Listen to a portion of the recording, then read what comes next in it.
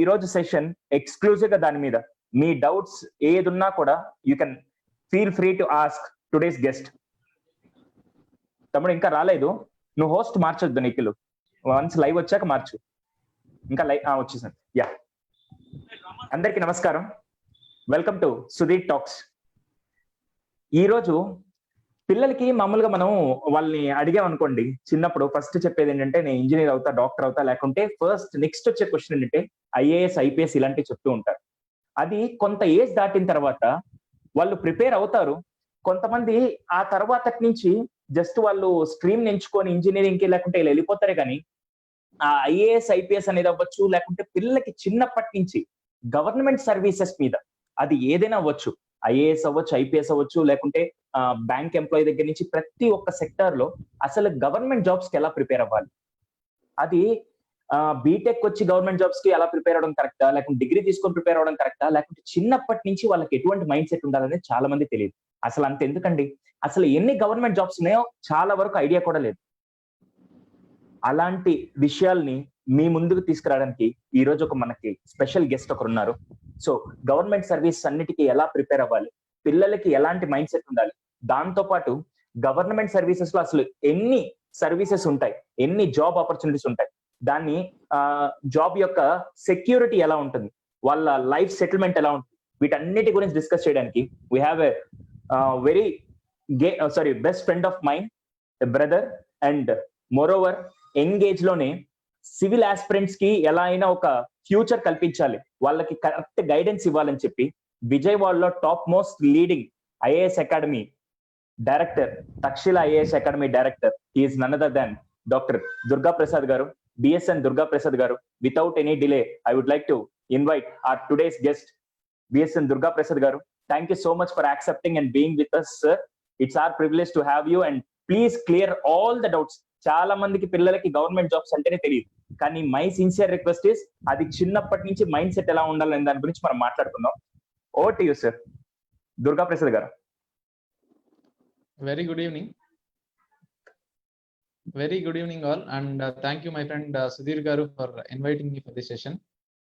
So particular ga ee roju ee session government jobs ee motive tho ee objective target government jobs anedi previous oka generation munduku velte ee software raakamundu gaani engineering in the trend avakamundu gaani government jobs is the only alternative undedi. Oka manchi settlement anna సర్కారీ job అంటే, government నౌకరీ అంటే ఒక life లో settlement అయిపోయిందిరా బాబు అని అనుకునే time అన్నమాట.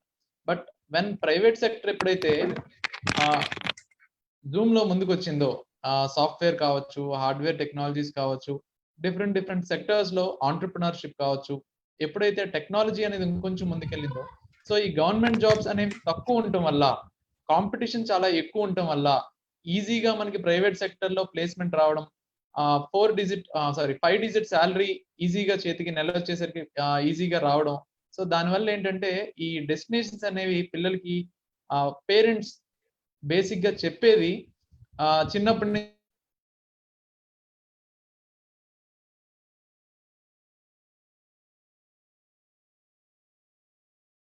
కూడా ఈజీ.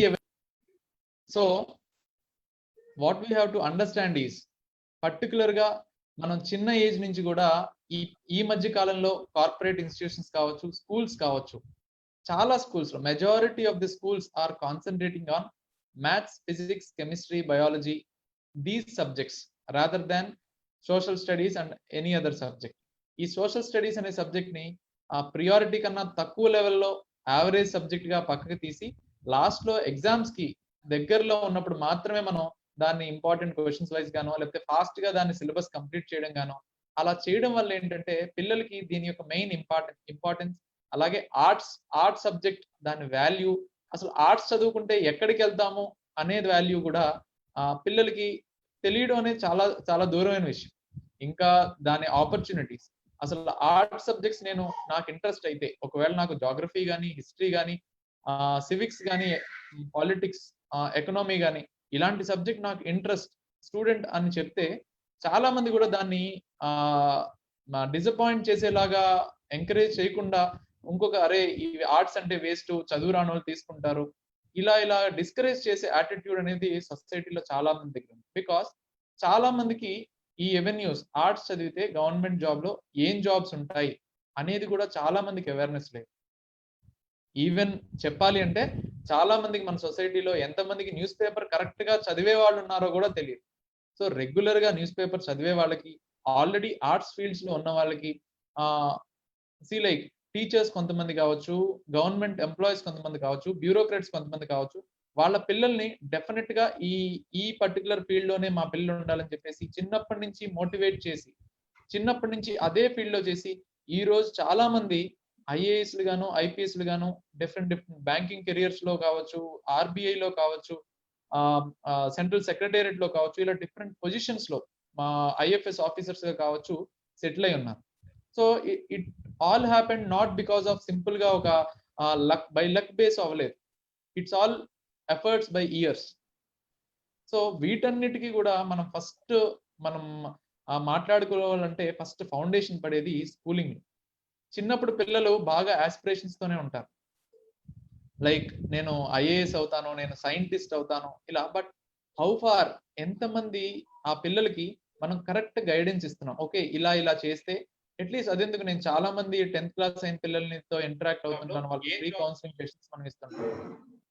బట్ చాలా మందికి అసలు ఎంపీసీ ఎందుకు తీసుకుంటారు, బైపీసీ ఎందుకు తీసుకోవాలి, ఎంఈసీ ఏంటి, సిఈసీ ఏంటి, అసలు ఇవి తీసుకుంటే దాని తర్వాత ఏం చేయాలి, డౌన్ ద లైన్ 5 years తర్వాత నా లైఫ్ స్కేల్ ఎలా ఉంటుంది, ఈ ఆప్షన్స్ ఏమీ వాళ్ళకి తెలియదు. సింపుల్ గా మా ఫ్రెండ్ ఈ కాలేజ్ లో జాయిన్ అయ్యాడు, ఈ బ్రాంచ్ తీసుకున్నాడు, నేను ఇదే బాగుంటదంట, ఇంజనీరింగ్ కావాలంటే ఎంపీసీ, డాక్టర్ కావాలంటే బైపీసీ, ఇది ఎంఈసీ కావాలంటే సిఏ కావాలంటే ఎంఈసీ చేయాలి, చదువు రాకుండా పాస్ అవ్వాలంటే సిఈసీ తీసుకోవాలి, హెచ్ఈసీ తీసుకోవాలి, సో తర్వాత బిఏ చేసుకుంటే ఏదో పాస్ అవ్వడానికి మాత్రమే. ఇలాంటి ధోరణి కొంతమంది తెలిసి తెలియక, లేదంటే ఈ ఇంజనీరింగ్ జాబ్ లో వచ్చే శాలరీస్ కానీ ప్యాకేజ్ కానీ చూసి వాటినే ఓన్లీ కేవలం మనీ రెస్పెక్టివ్ గా ఇదున్న వాళ్ళు ఈ ఆర్ట్స్ ని బాగా నెగ్లెక్ట్ చేయడం జరిగింది. సో ఈ రోజు మన సొసైటీ నడుస్తుంది అంటే, ఈ రోజు కోవిడ్ వచ్చినా, ప్రపంచం ఇలాగా ఇదైపోతున్నా కూడా బెటర్ దాన్ సంథింగ్ మనం కొంతవరకు సేఫ్ గా ఉన్నామంటే ఈ గవర్నెన్స్, మన కాన్స్టిట్యూషన్ ఎస్టాబ్లిష్ చేసిన లెజిస్లేచర్ అనేది ఒకటి ఉంటే, దాని కింద ఈ పాలసీస్ ని కానీ, ఇప్పుడున్న పరిస్థితుల్ని చక్కదిద్దడం కానీ, ఒక జనాల్ని కంట్రోల్లో పెట్టడం కానీ, ఈ గవర్నెన్స్ అనేది చేసేది ఆల్మోస్ట్ కంప్లీట్ గా బ్యూరోక్రసీ అండర్ ది ఎగ్జిక్యూటివ్స్. ఈ ఎగ్జిక్యూటివ్స్ అందరూ ఆ సోషల్ స్టడీస్ మనం ఏదైతే నెగ్లెక్ట్ చేస్తున్నామో, 6th class to 12th class మన సోషల్ స్టడీస్ ని నెగ్లెక్ట్ చేస్తున్నామో, ఆ సోషల్ చదివే ఈ రోజు మొత్తం డిస్ట్రిక్ట్స్ ని, స్టేట్స్ ని, కంట్రీని ఒక దారిలో పెడుతున్నారు. ఇంకా we have to salute them. So ఆ పొజిషన్ లో ఉండాలి అనుకున్నప్పుడు చిన్నప్పటి నుంచి ఆ మోటివేషన్ అనేది ఖచ్చితంగా అవసరం. అట్లీస్ట్ ఒక ఐడియా ఇచ్చే వాళ్ళు ఖచ్చితంగా ఉండాలి. సుధీర్ గారు. Yeah thank you bro. కానీ ఒక్క నిమిషం, పిల్లలు చిన్నప్పటి నుంచి చేయాలంటే అటు పేరెంట్స్ సపోర్ట్ అవ్వచ్చు. అసలు గవర్నమెంట్ జాబ్స్ ఎందుకు బ్రో?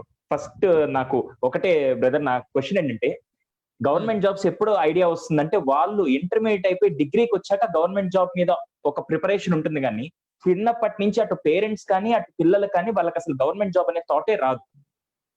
అది చిన్నదైనా పెద్దదైనా అసలు దాని గురించి ఆలోచించారు. మీరు అన్నట్టు ఎంపీసీ తీసేసుకుంటారు, దేనికో తెలియదు, డిగ్రీ తీసేసుకుంటారు, దేనికో తెలియదు. కానీ చిన్నప్పటి నుంచి ఎటువంటి గవర్నమెంట్ జాబ్స్ వాళ్ళు ఎక్కువ ఫోకస్ చేయాలి, ఫస్ట్ అసలు దాని ఇన్ఫర్మేషన్ వాళ్ళు ఎలా తెలుసుకోవాలి, దాని గురించి ప్రిపరేషన్ చిన్నప్పటి నుంచి ఏ ఏజ్ అయితే బెస్ట్ ఏజ్ అలా అని చెప్పి నేను వాళ్ళని ఇన్స్టిట్యూట్ లో జాయిన్ అవ్వాలి, 6th క్లాస్ లో తీసుకెళ్లి ఐఐటి ఫౌండేషన్ లాగా కాదు. కానీ ఆ ఇంట్లో ప్రిపరేషన్ ఎలా ఉండాలి, పేరెంట్స్ మైండ్ సెట్ ఎలా ఉండాలి, పిల్లల మైండ్ సెట్ ఎలా ఉండాలి? నేనేం చెప్తానంటే, త్రూ మై ఎక్స్పీరియన్స్, ఇన్ని సంవత్సరాల ఎక్స్పీరియన్స్ లో నేను చెప్పేది ఏంటంటే, పర్టికులర్ గా గవర్నమెంట్ ఎగ్జామ్స్ గురించి ఇప్పటి నుంచి ప్రిపేర్ అవ్వాలి అనేది ఒక స్పెషలైజ్ స్టడీ అనేది చిన్నప్పటి నుంచి అనవసరం. బట్ ఒక పాయింట్ గుర్తుపెట్టుకోవాలి, చిన్నప్పటి నుంచి మన పేరెంట్స్ కానీ టీచర్స్ కానీ కొన్ని గుడ్ హ్యాబిట్స్ మనకి నేర్పిస్తుంటారు. అంటే గుడ్ హ్యాబిట్స్ లైక్, అరే రెగ్యులర్ గా న్యూస్ పేపర్ చదివితే మంచిది, హ్యాండ్ రైటింగ్ బాగుంటే మంచిది, లేకపోతే సొసైటీ మీద ఒక అవేర్నెస్ అనేది ఉండాలి, అలాగే డిఫరెంట్ కెరియర్ ఆప్షన్స్ గురించి కానీ రెగ్యులర్ గా నాలెడ్జ్ ని ఏదో ఒకటి తెలుసుకుంటూ ఉండాలి, దాని గురించి సెర్చ్ చేస్తూ ఉండాలి. సో ఇలాంటి గుడ్ హ్యాబిట్స్ కొన్ని నేర్పిస్తూ ఉంటారు. బట్ జనరల్ గా పిల్లలుగా ఉన్న మనం ఆలోచించేది ఏంటంటే, ఇప్పుడు ఈ న్యూస్ పేపర్ చదివితే నాకేం వస్తుంది, ఇది తెలుసుకుంటే నాకేంటంట, సో దీనివల్ల నాకు మ్యాథ్స్ లో ఒక మార్క్ రాదు, ఈ యూనిట్ టెస్ట్ లో ఒక మార్క్ రాదు, ఏది రాదు, దీని బదులు నేను ఆడుకుంటాను కదా. సో ఇలాంటి యాటిట్యూడ్ ఉంటుంది. బట్ నేను చెప్పేది ఏంటంటే, నా ఎక్స్పీరియన్స్ తో నేను చెప్పేది ఒకటే ఒక సెంటెన్స్, ఇది అండర్లైన్ చేసుకో. గవర్నమెంట్ జాబ్ సాధించాలంటే ఫస్ట్ మనకి అవగాహన, మన చుట్టూ ఏం జరుగుతుందో దాని మీద అవగాహన ఉండాలి. దానికి మనకు అద్భుతమైన అవకాశం ఏంటంటే ఒక న్యూస్ పేపర్. చిన్నప్పటి నుంచి మనం చాలా మంది parents, majority of the parents చెప్పే విషయం, ఈ న్యూస్ పేపర్ చదవాలి. ఈ న్యూస్ పేపర్ అనే హ్యాబిట్, న్యూస్ పేపర్ చదవడం అనే హ్యాబిట్ ని కనుక ఇన్కల్కేట్ చేసుకొని రెగ్యులర్ గా దాన్ని ఇంప్లిమెంట్ చేస్తుంటే వెరీ షార్ట్ టైం, గంటలు చదవకల్లా షార్ట్ టైం కి అసలు ఏం జరుగుతుంది మన చుట్టూ అనే దాని మీద ఆ హ్యాబిట్ ని కనుక ఓవర్ ది ఇయర్స్ మనం స్టార్ట్ చేసి అలవాటు చేసుకుంటే it is the foundation for government services.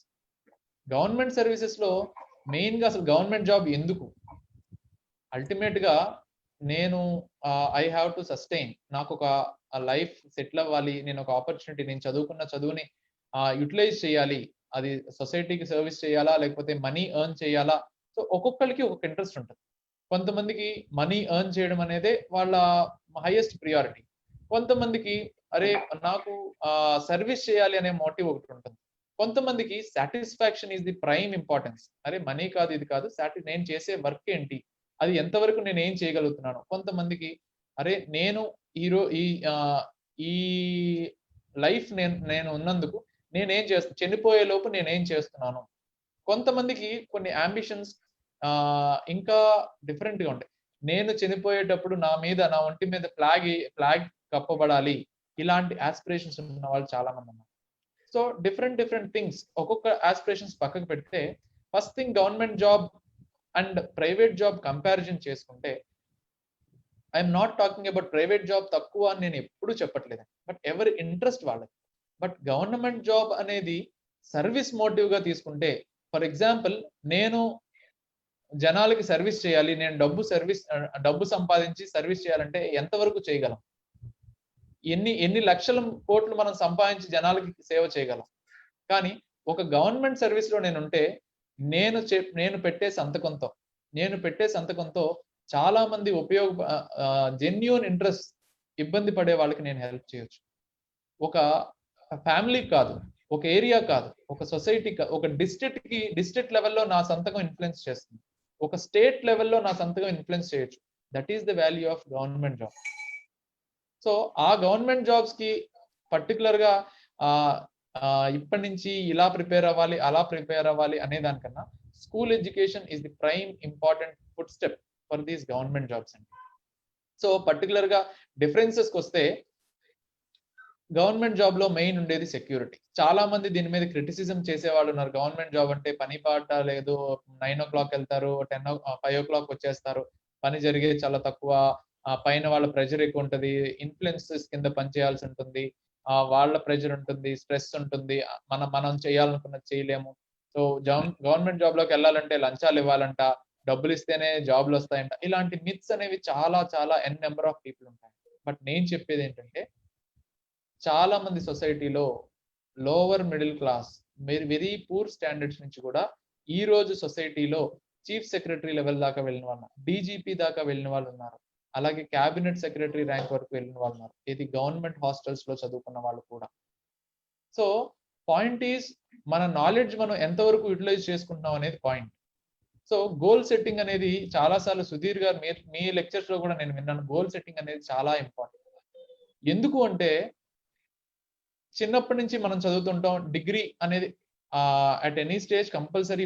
ఇప్పుడున్న ఎడ్యుకేషన్ స్టాండర్డ్ ప్రకారం ఒక గ్రాడ్యుయేషన్ అనేది చాలా కంపల్సరీ.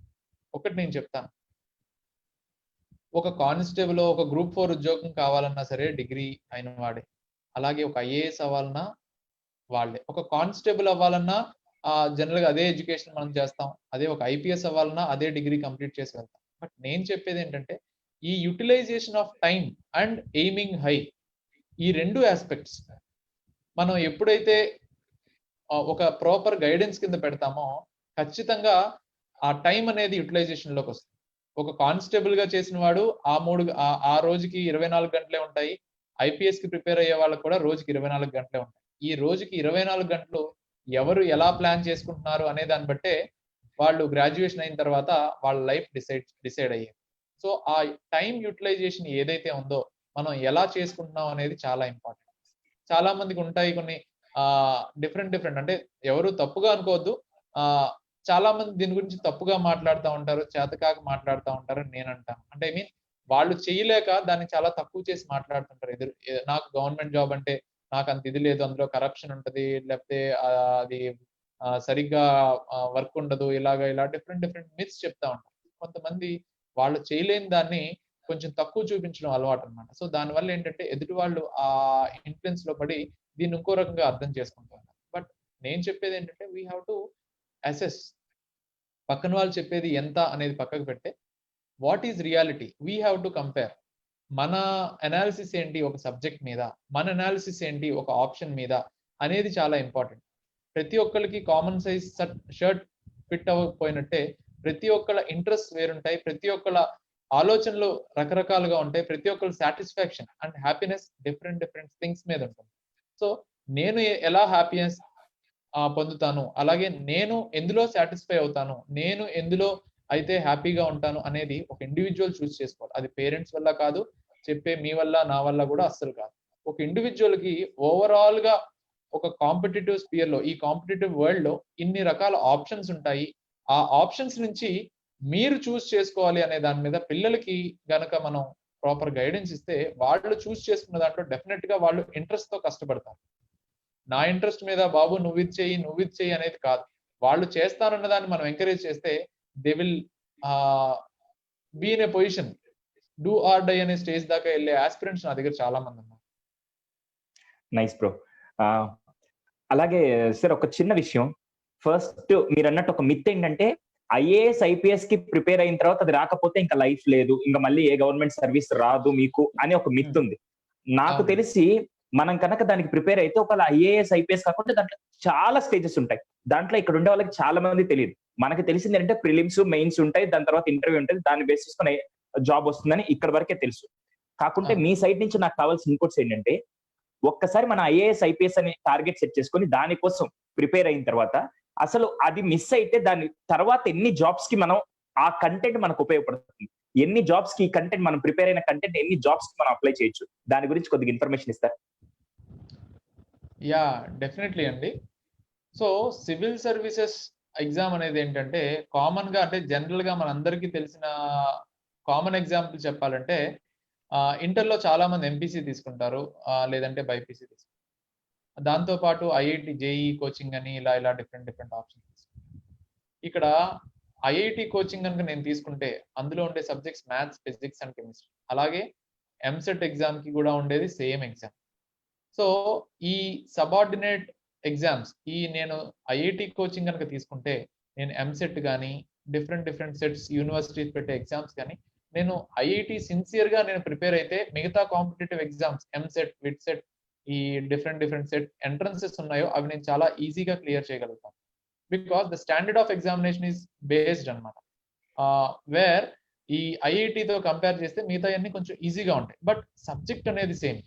అలాగే the same example when it compare to competitive exams, government services లో కానిస్టేబుల్ నుంచి పంచాయత్ సెక్రటరీ, గ్రూప్ 4 ఎగ్జామ్ నుంచి ఐఏఎస్ ఎగ్జామ్ వరకు టాప్ నుంచి బాటమ్ వరకు ఉండేది social studies and current affairs. These are the main essences of competitive exams with an additional of general aptitude. So దీనికి మనం IAS exam కి కనుక ప్రిపేర్ అయితే మనకి దెర్ ఆర్ చాలా competitive exams with the same syllabus మనకు ఉండటం జరుగుతుంది. ఈ సిలబస్ ఏంటి అంటే మనం స్కూల్ లెవెల్ నుంచి చదివేది geography, history, economy and polity and current affairs included with it. So అంటే కరెంట్ అఫైర్స్ అంటే మెయిన్లీ న్యూస్ పేపర్. సో వీటన్నిటిని బేస్ చేసుకొని ప్రతి కాంపిటేటివ్ ఎగ్జామ్ లో కూడా ఇదే సిలబస్ ఉండటం జరుగుతుంది. ఈ పర్టికులర్ సిలబస్ నే మీరు ప్రీవియస్ పేపర్స్, అంటే నేను ఈ రోజు చెప్తున్నాను కానీ నేను చెప్పేది ఏంటంటే మీ అసెస్మెంట్ చాలా important. You check the previous papers of different examinations. నేను ఫర్ ఎగ్జాంపుల్ చెప్తే సివిల్ సర్వీసెస్ తో SSC CGL staff selection commission combined graduate level examinations కావచ్చు, ఇంటెలిజెన్స్ బ్యూరో ఎగ్జామ్స్ కావచ్చు, ఆర్ఆర్బి గ్రేడ్ 1 ఎగ్జామ్స్ కావచ్చు, ఆర్బిఐ గ్రేడ్ బి గవర్నర్ దాకా వెళ్ళే exam కావచ్చు, RBI entrance కావచ్చు, నబార్డ్ ఎగ్జామ్స్ కావచ్చు, SIDBI small industries development bank ఏదైతే ఉందో దాని ఎగ్జామ్స్ కావచ్చు, అలాగే central police forces assistant commandants in CISF, CRPF, BSF ఈ సెంట్రల్ సర్వీసెస్ ఏవైతే ఉన్నాయో వీటిలో అసిస్టెంట్ కమాండెంట్ జాబ్స్ అవ్వచ్చు, ఫుడ్ కార్పొరేషన్ ఆఫ్ ఇండియా కావచ్చు, అలాగే నేషనల్ ఇన్సూరెన్స్ కార్పొరేషన్ కావచ్చు, ఎల్ఐసి కావచ్చు, ఇలా మల్టిపుల్ వేకెన్సీస్ అనేవి మనకు ఉన్నాయండి. బట్ ఏంటంటే చాలా మందికి ఇవి తెలియదు. చాలా మందికి ఏంటంటే ఇంజనీరింగ్ ఇవి ఈజీ అవెన్యూస్ అయ్యేసరికి వీటిలో ఈ రీసెర్చ్ చేసి తెలుసుకుందాం అనే ఓపిక కూడా చాలా తక్కువ ఉంటుంది. అలాగే మనకి చెప్పేవాళ్ళు కూడా చాలా తక్కువ మంది అవడంతో ఒకప్పుడు ఇంజనీర్ అంటే మా ఊర్లోనో మా వీధిలోనే ఒకరు ఉండేవాళ్ళు అనేవాళ్ళు. ఇప్పుడు ఏంటంటే ఎవ్రీవేర్ ఇట్ ఈస్ కామన్ అనమాట. ఇప్పుడు ఈ గవర్నమెంట్ సెక్టర్స్ గురించి చెప్పేవాళ్ళు చాలా తక్కువ అయిపోయారు. అందులో ఎక్స్పీరియన్స్ ఉన్నవాళ్ళు, దాని గురించి అవగాహన ఉన్న వాళ్ళు చెప్పేది తక్కువ మంది ఉండటం వల్ల దీని గురించి జనాలకి ఎక్కువ తెలియట్లేదు.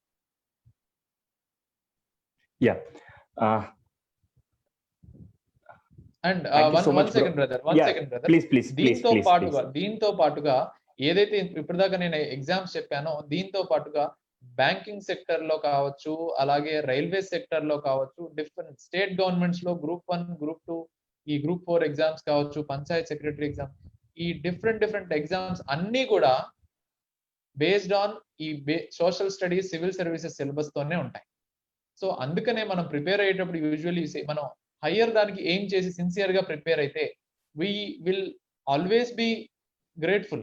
డెఫినెట్ గా మనం ఏదో ఒక దాంట్లో ఖచ్చితంగా ప్లేస్ అవుతాం, if even in the worst case, but we will definitely aim for the bigger one.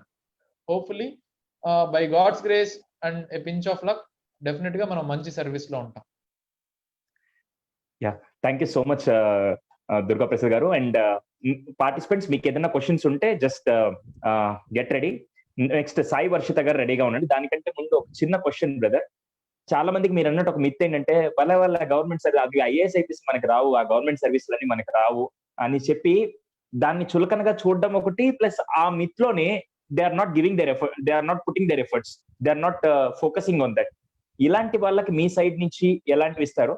నాకు తెలిసి ఒక ఐఏఎస్ జాబ్ రోల్ ఎలా ఉంటుంది, బికాస్ ఇక్కడ చాలా మంది తెలియదు, కలెక్టర్ అంతే జిల్లాని మొత్తం చూసుకుంటారు అనే మిత్ మాత్రమే ఉంది. దానికి పూర్తి వివరాలు ఎవరికి తెలియదు. ఒక ఐఏఎస్ అవ్వచ్చు, ఐపీఎస్ అవ్వచ్చు, వాళ్ళ రోల్స్ ఎంత ఇంపార్టెంట్, సొసైటీలో వాళ్ళు చేసే సర్వీస్ వల్ల పీపుల్ కి ఎంత బెనిఫిట్ అవుతుంది అనేది ఒక్కసారి కంట్రోల్. అంటే ఈ వీళ్ళు ఏమంటారంటే అది మినిస్టర్స్ లేకుంటే సీఎం పిఎం చేయాల్సింది కానీ కలెక్టర్లు జస్ట్ ఉంటారు అని చాలా మందికి ఉంది. This is fact. యాక్చువల్లీ వీళ్ళందరికీ ఉండే మిత్నే ఫ్యాక్ట్ గా అనుకుంటున్నారు. నేనేమంటానంటే అసలు వాళ్ళ రోల్స్ అనేవి చాలా చాలా ఇంపార్టెంట్. ఒక మినిస్టర్ కి ఒక ఎమ్మెల్యేకి కూడా లేని అన్ని ఇంపార్టెంట్ రోల్స్ వీళ్ళకి ఉంటాయి. వీళ్ళ డెసిషన్ మేకింగ్ పవర్ ఉంటుంది. దాని గురించి కొద్దిగా అసలు సివిల్ సర్వెంట్స్ తీసుకునే వాళ్ళ పవర్స్ ఎలా ఉంటాయి? యా డెఫినెట్లీ ఇది చాలా మందికి ఉండేది ఈ అవేర్నెస్ లేకపోవడం.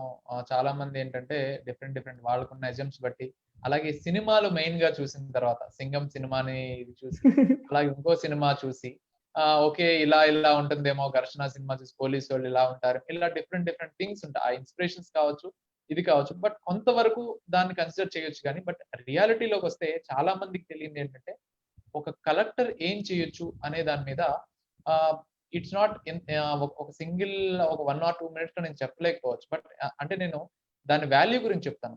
ఇప్పుడు ఫర్ ఎగ్జాంపుల్ వైజాగ్ లో వాల్తేరు అనే ఒక ప్లేస్ ఉంది. సో ఈ ప్లేస్ కి ఆ పేరు ఎలా వచ్చింది అంటే అది ఒకప్పుడు కలెక్టర్ పేరు. బ్రిటిష్ టైమ్స్ లో వాల్తేర్ అనేది ఒక కలెక్టర్. సో ఇలా మన స్టేట్ లో చాలా ప్లేసెస్ ఉన్నాయి which were being placed by ఆ డిస్ట్రిక్ట్ కి పనిచేసిన కలెక్టర్ కావచ్చు. ఈవెన్ వి సర్ప్రైజ్ ఇప్పటికీ కూడా రాయలసీమ రీజియన్స్ లో మున్రో అనే పేరు బాగా ప్రామినెంట్ గా పెట్టుకుంటా ఉంటారు. మున్రో అని, మున్రో అమ్మ అని ఈ పేరు. ఈ వాట్ ఈస్ దిస్ మున్రో అంటే ఒకప్పుడు రాయలసీమ డిస్ట్రిక్ట్స్ లో ఎక్కువ సర్వీస్ చేసిన కలెక్టర్ పేరు మున్రో. ఆయన పేరు మీద ఇంకా అలా డిఫరెంట్ రీజియన్స్ లో మన ఆంధ్రప్రదేశ్ లోనే చాలా రీజియన్స్ ఆయన పేర్ల మీద పెట్టడం జరిగింది. అండ్ అలాగే మన హైదరాబాద్ లో దిల్సుఖ్ నగర్ ఏరియా కావచ్చు. సో డిఫరెంట్ చాలా ఏరియాస్ అనేవి కలెక్టర్స్ పేరు ఇప్పటికి చాలా మందికి తెలియదు అనమాట. అలాగే ఫర్ ఎగ్జాంపుల్ అర్దర్ కాటన్ చేసిన సర్వీసెస్ కావచ్చు. సో బేస్డ్ ఆన్ ప్రెసెంట్ సినారియోలోకి వద్దాం. ఒక డిస్ట్రిక్ట్ కలెక్టర్ ఉండే పవర్స్ గురించి దాని గురించి మాట్లాడితే, ఈవెన్ పాలిటిక్స్ లో ఒక డిస్ట్రిక్ట్స్ కి ఎంతమంది ఎమ్మెల్యేస్ ఉంటారనే దాని మీద మనం చూసుకుంటే మన 13 జిల్లాలకి 175 మంది ఎమ్మెల్యేస్ ఉన్నారు. కానీ మన 13 జిల్లాలకి 13 మంది కలెక్టర్లే ఉంటారు.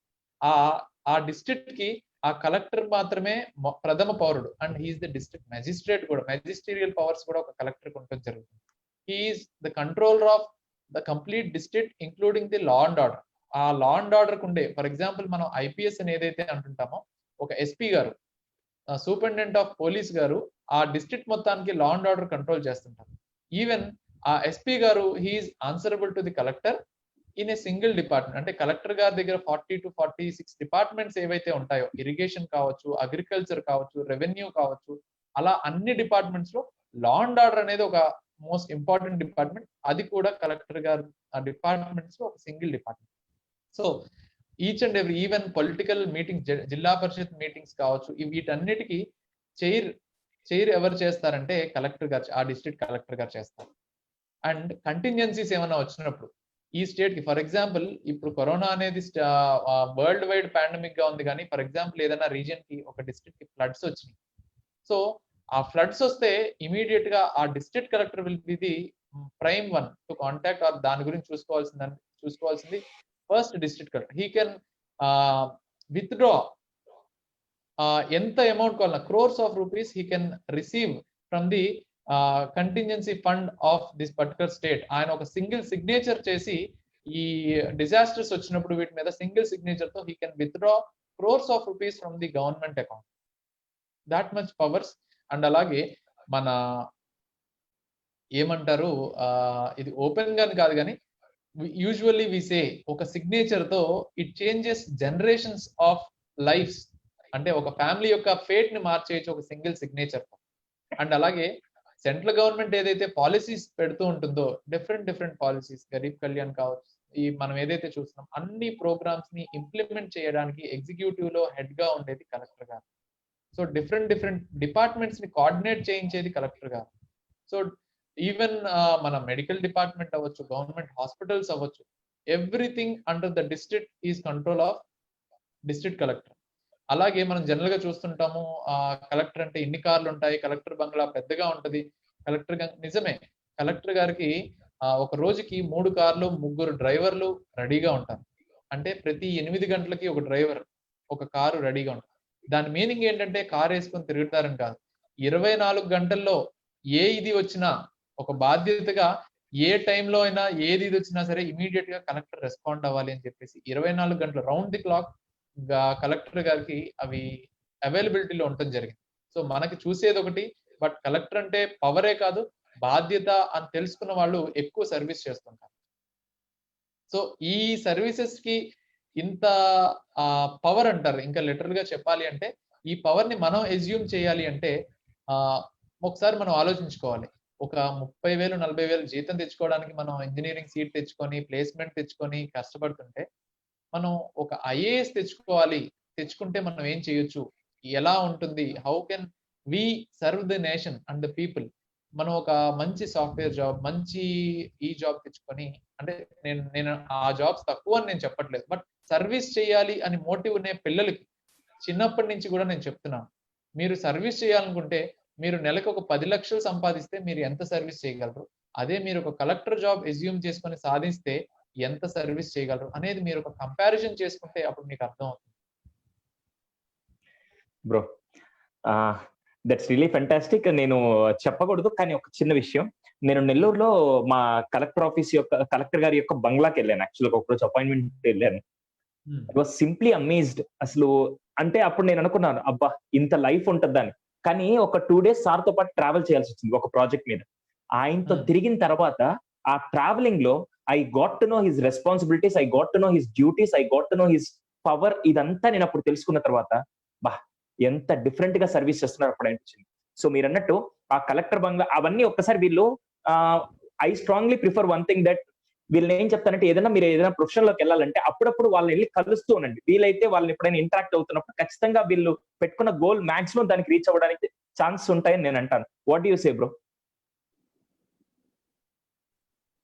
యూజువల్ గా చాలా మంది డిఫరెంట్ వర్క్స్ మీద ఈ కలెక్టర్స్ తో కానీ ఈ బ్యూరోక్రాట్స్ తో కానీ different reasons like even group services లో ఉన్న వాళ్ళు ఎంఆర్ఓస్ కానీ వీళ్ళందరూ చాలా బిజీగా వాళ్ళ హెక్టిక్ షెడ్యూల్లో ఉండటం జరుగుతుంది. కానీ వి వాళ్ళతో రెగ్యులర్ గా మేము టచ్ లో ఉండే మేము పిల్లలకి సర్వ్ చేయడానికి కానీ పిల్లలకి గైడెన్స్ ఇవ్వడానికి కానీ వాళ్ళు మీరు ఆఫీస్కి వెళ్తే చాలా బాగా రిసీవ్ చేసుకుంటారు. They will really treat you and encourage you. And ఈ సర్వీసెస్ కి మీలాంటి వాళ్ళు ఇంకా రావాలి, బాగా చదువుకోండి, చేయండి అని చెప్పేసి చాలా బాగా ఎంకరేజ్ చేస్తారు. బికాస్ ఇట్ ఈస్ నాట్, మనకేంటంటే చాలా మంది అరే వాళ్ళు చాలా బిజీగా ఉంటారు, అపాయింట్మెంట్ కావాలి, కలవడానికి టైం దొరకదు ఇలా అనుకుంటాం. కానీ but they take out time. ఎలా అంటే ఐ మీన్ టు సే ప్రతిరోజు చాలా మంది కాంట్రాక్ట్స్ విషయం అవ్వచ్చు, గ్రీవియన్సెస్ అవ్వచ్చు, జిల్లా కలెక్టర్ గారి బంగ్లా దగ్గర బోల్డ్ మంది వెయిటింగ్ ఉంటుంది. But there will be grievance time and collector గారిని ప్రతి కామన్ మ్యాన్ కలవడానికి ఒక టైం పెట్టుకుంటారు. Even 24 hours round the clock వాళ్ళు బిజీగా ఉన్నా కూడా ఈ గ్రీవియన్స్ సెల్ కి మాత్రం వాళ్ళు ఖచ్చితంగా they feel it's a responsibility. And ఖచ్చితంగా గ్రీవియన్స్ సెల్ కి మాత్రం ఎంత బిజీగా ఉన్నా వాళ్ళు అటెండ్ అవ్వడం జరుగుతుంది. సో అలాంటి టైమ్స్ లో ఒకవేళ అపాయింట్మెంట్ తీసుకోవడం తెలియదు, but only grievance cell time తెలుసుకొని వెళ్ళి కలిస్తే they will really very happy. మిమ్మల్ని ఎంకరేజ్ చేస్తారు. మీకు ఫర్దర్ గా ఏమైనా డౌట్స్ ఉన్నా మళ్ళీ రమ్మని చెప్తారు. నెంబర్స్ షేర్ చేస్తారు కొంతమంది out of their this thing. So మీరు ఎక్కడికో వెళ్ళడం కన్నా మీ జిల్లాలో మీ డిస్ట్రిక్ట్స్ లో హెడ్ క్వార్టర్స్ కి వెళ్ళినా, లేకపోతే డిఫరెంట్ రెవెన్యూ ఆఫీసెస్ కి వెళ్ళినా, డిఫరెంట్ ఫారెస్ట్ డిపార్ట్మెంట్స్ ఆఫీసెస్ కి వెళ్ళినా ప్రతి చోట బ్యూరోక్రాట్స్ అనేది ఉంటారు. సో వాళ్ళని కలిస్తే డెఫినెట్ గా మిమ్మల్ని ఎంకరేజ్ చేస్తారు. మీరు ఎక్కడికో వెళ్ళాలి, ఏదో చేయాలి, ఎవరో రావాలి, నాకు ఏదో చేయాలి అనుకునే దానికన్నా ఒక అటెంప్ట్ మీరు ఇవ్వండి. అప్పుడు డెఫినెట్ గా నేను చెప్పింది కరెక్ట్ అని మీరే అంటారు. Thank you so much, bro. And we'll go with few questions, bro, if it is okay for you. Yes. Yeah. I'm very happy to Sai answer Varshita. the question. Yeah, thank you. ఎందుకంటే పిల్లలందరూ చాలా excited గా ఉన్నారు. So will have some queries. తర్వాత కుదుష్ మీరు రెడీగా ఉండండి. సాయి వర్షిత తర్వాత. అమ్మ మీరు సాయి వర్షిత అన్మ్యూట్ చేసుకొని మీరు మాట్లాడొచ్చు. Yeah, you can ask your question. Hello, sir. Hello, ma. Sir, my name is Sai Varshita. I am from Bellampalli, sir. Sir, my Yes, question is, చెప్పండి. sir, నేను సివిల్ ఆఫీసర్ కావాలంటే నాలో ఎలాంటి క్వాలిటీస్ ఉండాలి, sir?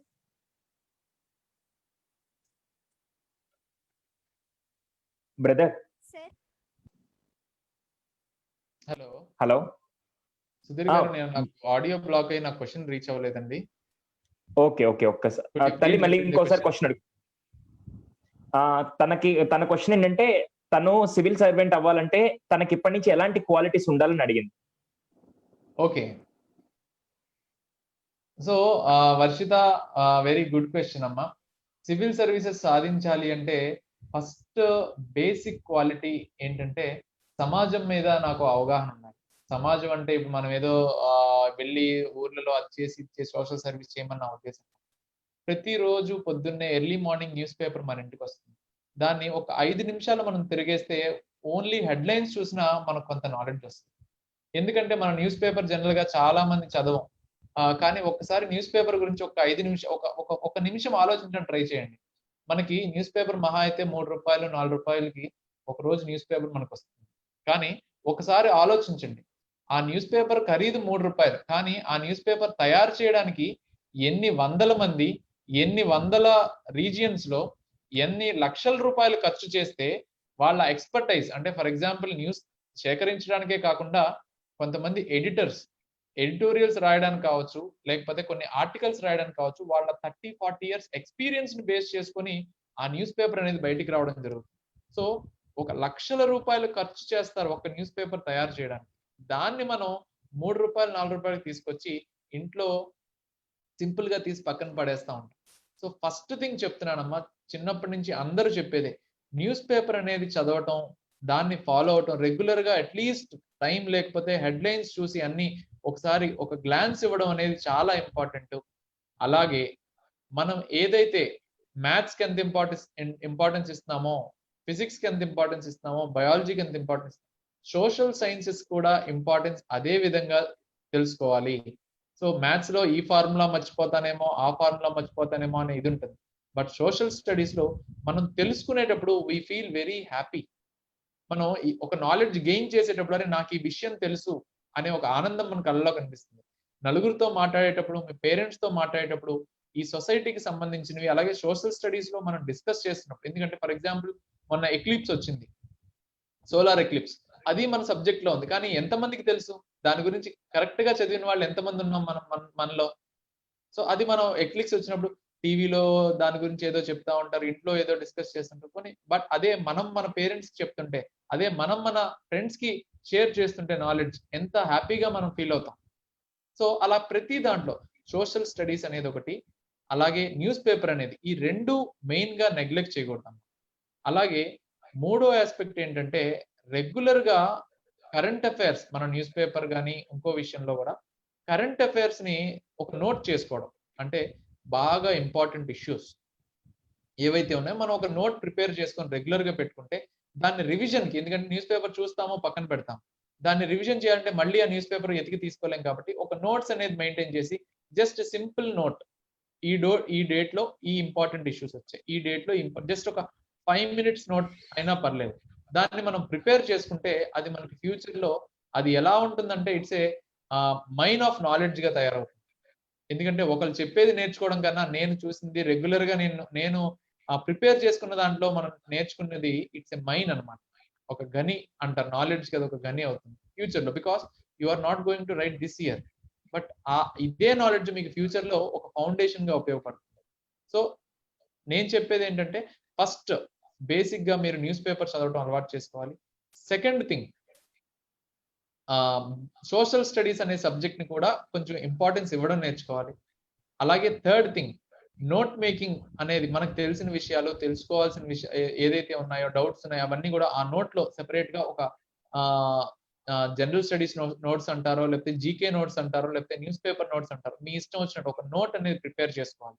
అలాగే సొసైటీలో జరిగే ఏవైతే ఈవెంట్స్ లేకపోతే సోషల్ ఇష్యూస్ ఏవైతే ఉన్నాయో వీటి మీద, అంటే చైల్డ్ లేబర్ కానీ, అలాగే ఉమెన్ ఎంపవర్మెంట్ కానీ, ఇలాంటి విషయాల మీద, బేసిక్ విషయాల మీద మనం కొంత ఆలోచించడం అనేది చేసుకుంటూ ఉండాలి. అలాగే మన పేరెంట్స్ తో కానీ, టీచర్స్ తో కానీ వీటి గురించి, సోషల్ ఇష్యూస్ మీద ఎక్కువ డిస్కషన్ లో మనం వెళ్ళినట్లయితే మనకు తెలిసే విషయాలు అన్ని మనకు తెలియక్కర్లేదు, కొన్ని విషయాలు మనం తెలుసుకున్నట్లయితే ఈ రోజు నుంచి మనం నేర్చుకునేది ఒక ఏజ్ వచ్చేసరికి, ఐ మీన్ నెక్స్ట్ ఒక 5 years or 6 years లో మన సబ్ కాన్షియస్ గా ఒక ఇంటర్నల్ థింకింగ్ అనేది జరిగి మనం ఒక ఫైనెస్ట్ థాట్స్ తో బయటికి రావడం జరుగుతుంది. ఎప్పుడో కోచింగ్, రేపు ఎగ్జామ్ జరుగుతుందంటే ఈ రోజు నేర్చుకునే దానికి మనం చిన్నప్పటి నుంచి అదే ఆలోచనలో పెరిగితే మన మైండ్ సెట్, అలాగే మనం ఆలోచించే విధానం, సొసైటీని ఒక సెన్సిటివ్ గా చూసే విధానం అనేది మనకు వస్తుంది. అప్పుడు వస్తేనే మనం ఎథికల్ గా, మోరల్ గా వర్క్ చేయగలం, జనాలకి సర్వీస్ చేయగలం. సో అది మనం రావాలి అంటే సొసైటీ గురించి సెన్సిటివ్ గా ఆలోచించడం నేర్చుకోవాలి. రెగ్యులర్ గా అసలు ఏంటిది సోషల్ ఈవిల్స్ అంటే ఏంటి, డౌరీ అంటారా, లేకపోతే కొన్ని అన్వాంటెడ్ సిస్టమ్స్ లో రిజర్వేషన్స్ అంటారా, లేకపోతే ఈ చైల్డ్ లేబర్ అంటారా, లేకపోతే డిస్క్రిమినేషన్ టువర్డ్స్ వీకర్ సెక్షన్స్ అంటారా, ఇలాంటి వీటన్నిటి గురించి కూడా మనం రెగ్యులర్ గా ఆలోచించుకోవడం, డిస్కస్ చేయడం అనేది మొదలెడితే మనం మంచి నాలెడ్జ్ ని గెయిన్ చేసిన వాళ్ళం అవుతాం. చిన్నప్పటి నుంచి ఇవి మాత్రం మర్చిపోవద్దు. మళ్ళీ ఒకసారి రిపీట్ చేస్తున్నాను, న్యూస్ పేపర్ చదవటం, అలాగే సోషల్ స్టడీస్ ని నెగ్లెక్ట్ చేయకుండా ఉండటం, అలాగే ఒక నోట్ అనేది ఈ కరెంట్ అఫైర్స్ గురించి ఖచ్చితంగా ఒక నోట్ చేసుకోవడం, అలాగే సొసైటీ అండ్ సోషల్ ఇష్యూస్ గురించి రెగ్యులర్ గా ఒక డిస్కషన్ అనేది చేసుకోవడం. అంటే ఫర్ ఎగ్జాంపుల్ న్యూస్ పేపర్ లో మోడీ గారు ఈ కంట్రీని విజిట్ చేశారు, ప్రెసిడెంట్ గారు ఈ కంట్రీ విజిట్ చేశారు. సో మనం ఒక అట్లస్ మ్యాప్ చూసి అరే ఈ కంట్రీ ఇక్కడ ఉంది, ఈ కంట్రీకి విజిట్ చేశారు, మన ఫారెన్ పాలసీ, ఇవన్నీ మనకి న్యూస్ పేపర్ లో వస్తుంటాయి. అవన్నీ ఒక న్యూస్ పేపర్ ఫాలో అయితే మీరు దగ్గరగా 12 సబ్జెక్టులు ఫాలో అయినట్టు, మీకు తెలియకుండానే 12 సబ్జెక్టులు మీరు చూస్తున్నట్టు. సో ఇలా చేసుకుంటే మంచిదండి. Sure sir, thank you sir. అలాగే కుద్దూష్ గారు, దాని తర్వాత శారద గారు, లక్షిక, అంజని గారు, సాత్విక్ వీళ్ళందరూ రెడీగా ఉండండి. First will go with Kuddus గారు. మీరు అన్మ్యూట్ చేసుకొని మీరు మీ క్వశ్చన్ అడగచ్చు. సార్ నమస్తే సునీల్ సార్. నమస్తే. దుర్గా ప్రసాద్ సార్, మీకు నమస్తే సార్. నమస్తే చెప్పండి సార్. మా బాబు మామూలుగా మ్యాథ్స్ ఫిజిక్స్ మీద ఇంట్రెస్ట్ చూపిస్తాడు సార్. అయితే మేము ఐఐటి టచ్ చేసి టార్గెట్ చేసి ఆ తర్వాత ఐఏఎస్ కి వెళ్ళడం బెటర్ అంటారా, లేకపోతే ఐఏఎస్ డైరెక్ట్ గానే ఇంటర్ నుంచి ప్రిపరేషన్ ప్లాన్ వేసుకుని ఐఐటి వైపు వెళ్లకుండా ఇలా వెళ్ళడం మేలంటారా సార్? ఇప్పుడు సుధీర్ సార్ పుణ్యమా అని బాబు 10 days నుంచి న్యూస్ పేపర్ చాలా బాగా ఫాలో అవుతున్నాడు సార్. ఓకే, ఫిజిక్స్ లో బాగున్నాడు సార్. ఓకే, చాలా మంచి క్వశ్చన్ అడిగారండి. బట్ ఒకసారి నేను చెప్పేది మాత్రం కొంచెం డీటెయిల్ గా మీరు విని దాని మీద మళ్ళీ ఇంకొంచెం మీరు ఆలోచించండి. తర్వాత ఏమైనా డౌట్స్ వస్తే మేము ఖచ్చితంగా ఆన్సర్ చేస్తాము. బట్ ముందు ఒకసారి నేను చెప్పేదాని మీద మీరు కూడా ఒకసారి ఒక థాట్ ప్రాసెస్ లో ఆలోచించండి. నేనేం చెప్తున్నానంటే సివిల్స్ అనేది గోల్ ఉండటం అనేది ఓకేనండి. మ్యాథ్స్ ఫిజిక్స్ చేయడం ఐఐటి, నేనేమంటానంటే ఇంటర్మీడియట్ స్థాయిలో ఒకవేళ ఐఐటి ఎంట్రన్స్ మనం క్లియర్ చేసిన తర్వాత ఐఐటి ఎంట్రన్స్ క్లియర్ చేసి ఐఐటిలో అడ్మిషన్ వచ్చింది అనుకుంటే ఐఐటి చేయడం అనేది మనం ఎంకరేజ్ చేయొచ్చు. బట్ 10th క్లాస్ స్థాయి నుంచి నేను గవర్నమెంట్ సెక్టర్కి వెళ్ళాలి, గవర్నమెంట్ సైడే వెళ్ళాలి అని అనుకున్నప్పుడు మనకి డైలమా వస్తుంది. నేను 10th లో ఎంపీసీ తీసుకోవాలా లేకపోతే ఆర్ట్స్ గ్రూప్ తీసుకోవాలా అనేది ఒక ఆప్షన్. నేను ఈ స్టేజ్ లో ఇంటర్మీడియట్ లో ఉండి జేఈ రాసి ఐఐటిలో సీట్ కొడితే గనక ఈవెన్ నేను కూడా చెప్తాను, మీరు ఐఐటిలో జాయిన్ అయ్యి గ్రాడ్యుయేషన్ కంప్లీట్ చేసుకొని అప్పుడు again you can come to civil services. But 10th class లో ఉన్నాం మేము. ఇప్పుడు 10th క్లాస్ లో ఉన్న తర్వాత ఇప్పుడు నేను ఏ ఆప్షన్కి వెళ్ళాలి, ఎంపీసీకి వెళ్ళాలా లేకపోతే దేనికి వెళ్ళాలి, ఇలా ఉన్నప్పుడు మీరు పిల్లల్ని ఈ సబ్జెక్ట్ లో స్ట్రాంగ్ గా ఉన్నారు, ఈ సబ్జెక్ట్ లో స్ట్రాంగ్ గా ఉన్నారు అనేది పక్కకు పెడితే అండి వాళ్ళ ఇంట్రెస్ట్ అనేది ఒకసారి క్యాలిక్యులేట్ చేయాలి. ఒకవేళ ఇంట్రెస్ట్ ఉంది, ఆ సబ్జెక్ట్ లో మార్క్స్ ఎక్కువ వస్తున్నాయంటే ఇట్స్ డిఫరెంట్ ఆస్పెక్ట్. బట్ మార్కులు ఎక్కువ వస్తే దట్ డజంట్ మీన్ ఈ సబ్జెక్ట్ మా వాడు ఇదిగా చేస్తాడని కాదు. బట్ ప్లీజ్ పిల్లల ఇంట్రెస్ట్ అనేది మీరు ముందు తెలుసుకుంటే ఆ ఇంట్రెస్ట్ అనేది మీరు ఎంకరేజ్ చేయొచ్చు. ఎందుకంటే నేను చెప్తాను, ఈ ప్రాక్టికల్ గా ఒకసారి చూడండి. గత 10 ఏళ్ల బట్టి మీరు స్టాటిస్టిక్స్ చూస్తే సివిల్ సర్వీసెస్ రిజల్ట్స్ లో 21, 22, 23 ఏజ్ వాళ్ళు సక్సెస్ అవుతున్నారు. 32, 33, 34, 35 ఏజ్ వాళ్ళు సక్సెస్ అవుతున్నారు. అండ్ ఈ ఒక 1000 ర్యాంక్స్ అనేది ప్రతి సంవత్సరం 800 నుంచి 1000 ర్యాంక్స్ ఉంటాయండి. ఈ 800 నుంచి 1000 మందిలో దాదాపు 80% మంది, అంటే ప్రతి 100లో 80 మంది ఏ ఏజ్ గ్రూప్ వాళ్ళు ఉంటున్నారంటే 27, 28, 29, 30. 27, 28, 29, 30 ఏజ్ గ్రూప్ లో వాళ్ళు చాలా ఎక్కువ మంది ఉంటున్నారు. సో వీళ్ళు ఎందుకు ఉంటున్నారు, ఈ ఏజ్ గ్రూప్ వాళ్ళు ఎందుకు ఉంటున్నారంటే సాధారణంగా అందరూ చేసే పని ఏంటంటే ఇంజనీరింగో మెడిసినో చేసి 21 సంవత్సరాలకో 22 సంవత్సరాలకో బయటకు వచ్చిన తర్వాత అప్పుడు ప్రిపరేషన్ మొదలు పెడతారు. సో అప్పుడు ప్రిపరేషన్ మొదలు పెడితే దగ్గరగా ఒక సంవత్సరం కోచింగ్ తీసుకొని అప్పుడు మళ్ళీ, ఎందుకంటే మనకి కాంపిటీషన్ చాలా ఎక్కువ ఉంటుంది. మనతో పోటీ పడే వాళ్ళు 21 సంవత్సరాల నుంచి 35 సంవత్సరాల వరకు ఉన్న వాళ్ళు పోటీ పడుతుంటారు. సో ఇంత ఎక్స్పీరియన్స్డ్ పీపుల్ పోటీ పడేటప్పుడు నేను ఎంత కాంపిటేటివ్ స్పిరిట్ తో ఉండాలి అనే దాని మీద ఒక 3-4 ఏళ్ళు కష్టపడి అదే పని మీద ప్రిపేర్ అవుతూ 3-4 ఇయర్స్ తర్వాత, అంటే ఒక 26, 27, 28 ఈ ఏజ్ గ్రూప్ లో చాలా మంది సక్సెస్ అవుతూ ఉంటారు. మీరు ఐఐటి నుంచి వచ్చినా కూడా మోస్ట్లీ పీపుల్ ఆ ఏజ్ లో మెజారిటీ పీపుల్ చెప్తున్నా అండి, ఈవెన్ దెర్ ఆర్ 22, 23 లో సక్సెస్ అయిన వాళ్ళు ఉన్నారు. కానీ మెజారిటీ ఆఫ్ పీపుల్ సక్సెస్ అయ్యేసరికి 26, 27, 28, 29 ఈ ఏజ్ అవుతుంది. బట్ డైరెక్ట్ గా ఆర్ట్స్ గ్రూప్ లో గనక ఎంటర్ అయితే మనం 15 ఇయర్స్ నుంచి ఆర్ 17 ఇయర్స్ నుంచి 10th అయిన తర్వాత లేదంటే ఇంటర్ అయిన తర్వాత మనం గనక కెరియర్ స్టార్ట్ చేసుకుంటే, ఈ కాంపిటేటివ్ ఎగ్జామ్స్ లో కెరియర్ స్టార్ట్ చేసుకుంటే 21 ఇయర్స్ వచ్చేసరికి we will be parallel on par with, అంటే మనకి ఒక 4 to 5 years of consistent study, consistent guidance తో పాటు మనకి ఎంకరేజ్మెంట్ ఉంటుంది. మనం ఒక గైడెడ్ ప్లాట్ఫామ్ లో జర్నీ చేసి ఉంటాం కాబట్టి ఒక 4 to 5 ఇయర్స్ మనం ఈ బయటకు వచ్చిన తర్వాత ఒక 5-6 ఏళ్ళు ప్రిపేర్ అయ్యే వాళ్ళు ఏ నాలెడ్జ్ తో ఉంటారో దానికన్నా ఎక్కువ స్టాండర్డ్ గా అదే నాలెడ్జ్ తో మనం 21 ఇయర్స్ కి రెడీ అవ్వడం జరుగుతుంది. సో ఆ ఎక్స్పీరియన్స్ అనేది కౌంట్ అవుతుందండి కాంపిటేటివ్ ఎగ్జామ్స్ లో. అంటే నేను సింపుల్ గా ఎలా చెప్పాలనుకుంటున్నా అంటే దీన్ని, రన్నింగ్ రేస్కి వెళ్ళాలి అంటే ఇప్పుడు మనం ఈ రోజు రన్నింగ్ చేస్తే ఎలా ఉంటుంది, అలాగే ఒక నెల రోజుల పాటు రన్నింగ్ ప్రాక్టీస్ చేసి రన్నింగ్ రేస్కి వెళ్తే ఎలా ఉంటుంది.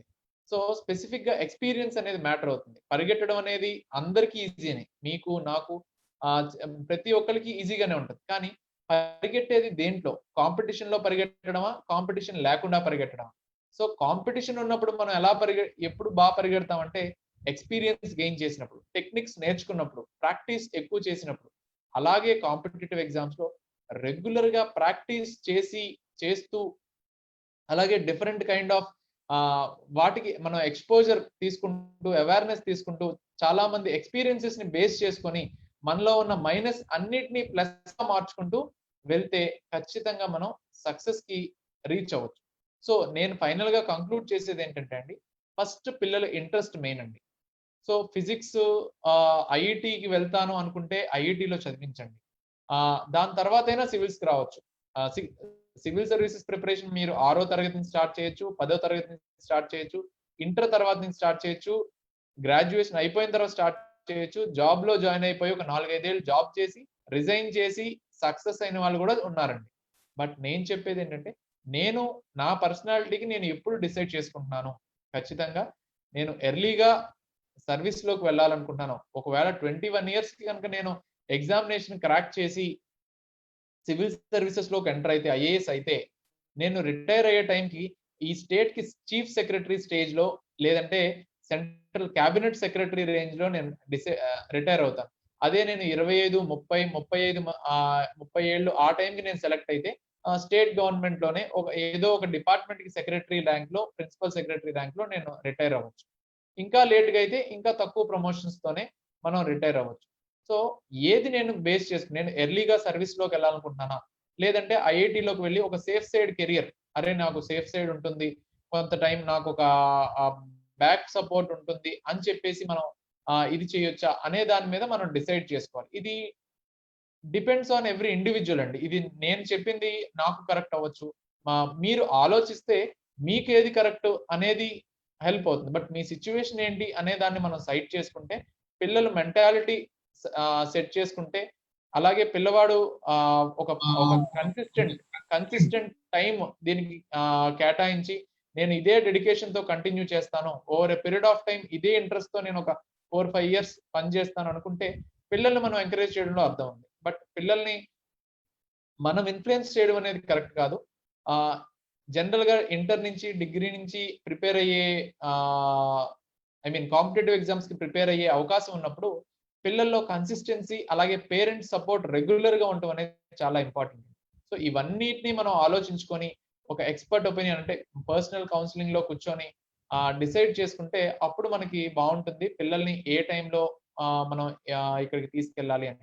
అల్టిమేట్ గా పిల్లలు అసలు నేను లైఫ్ లో సెటిల్ అయితే డిసైడ్ అయిపోయాను, నేను గవర్నమెంట్ సెక్టర్ లోనే ఉంటాను అనేది అయితే ఒక రకంగా, లేదంటే పిల్లల మైండ్ సెట్ ఎలా ఉంది అనే దాని మీద మనం డెసిషన్ తీసుకోవాల్సి ఉంటుంది. సుధీర్ గారు.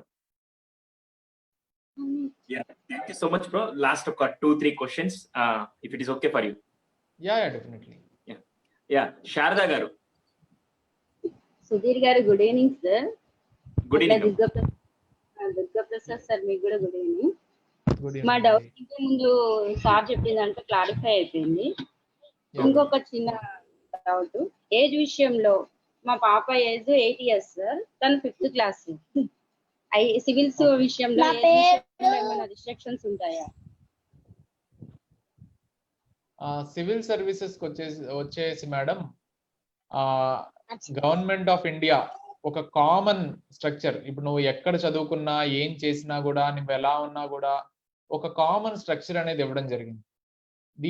దీనికి ఎలిజిబిలిటీ అనేది ఒక కామన్ గా ఉండాలి, ప్రతి ఒక్కరికి మనం అవకాశం ఇవ్వాలని చెప్పేసి యూపీఎస్సీ సివిల్ సర్వీసెస్ లో ఎలిజిబిలిటీ అనేది 2 ప్యాటర్న్స్ అండి.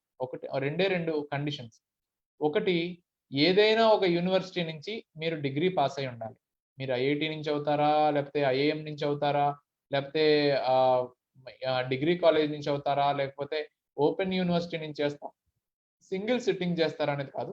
ఏదైనా ఒక రికగ్నైజ్డ్ యూనివర్సిటీ నుంచి ఒక గ్రాడ్యుయేషన్, ఒక డిగ్రీ అయి ఉండాలి. ఇది ఫస్ట్ ఎలిజిబిలిటీ. రెండోది, మీకు 21 ఇయర్స్ ఆఫ్ ఏజ్ అయితే ఉండాలి. మీరు 21 ఇయర్స్ ఏజ్ అటైన్ చేసి ఉండాలి. ఈ రెండు ఎలిజిబిలిటీ కండిషన్స్ ఖచ్చితంగా మనం సాటిస్ఫై చేయాలండి. ఎర్లీగా పర్మిషన్ తీసుకోవడం అనేది చాలా రేర్ కేసెస్ అన్నమాట. వాటికి సివిల్ సర్వీసెస్ లో ఇప్పటిదాకా మనం ఎగ్జామ్షన్స్ అయితే లేదు. Thank you, bro. And Satvik garu. Satvik, you can ask your question. Good evening, sir. Very good evening. My name is Satvik. I am from Visakhapatnam. Yes. Sir, my doubt is, what is the difference between state government job and central government job? Yes. As my father is central government job, sir. That's why I have doubt about difference between state government job and central government job. Sure. మీ father ఏ service లో ఉన్నారమ్మా? Sir, income tax. Very nice. అంటే SSC CGL ద్వారా వెళ్ళారా? Staff selection commission ద్వారానా? Yes. Okay, సరేనమ్మా. Let me tell you, ఇది స్టేట్ అండ్ సెంట్రల్ గవర్నమెంట్స్ లో మళ్ళీ 2 రకాలు ఉంటాయి. ఫస్ట్ థింగ్ ఏంటంటే, ఐఏఎస్ ఐపీఎస్ అనేవి ఆల్ ఇండియా సర్వీసెస్ అంటారు. ఈ రెండు మాత్రం ఒక డిఫరెంట్ కేటగిరీ అన్నమాట. ఒకసారి గుర్తుపెట్టుకోండి. ఆల్ ఇండియా సర్వీసెస్ లో ఎలా ఉంటుందంటే, నేను ఒకవేళ ఐఏఎస్ గానో ఐపీఎస్ గానో సెలెక్ట్ అయితే, నేను సెంట్రల్ గవర్నమెంట్ నన్ను ఫలానా స్టేట్ కి అని డిక్లేర్ చేస్తుంది. ఈ స్టేట్ కి ఈ స్టేట్ క్యాడర్ అని చెప్పేసి డిక్లేర్ చేస్తుంది.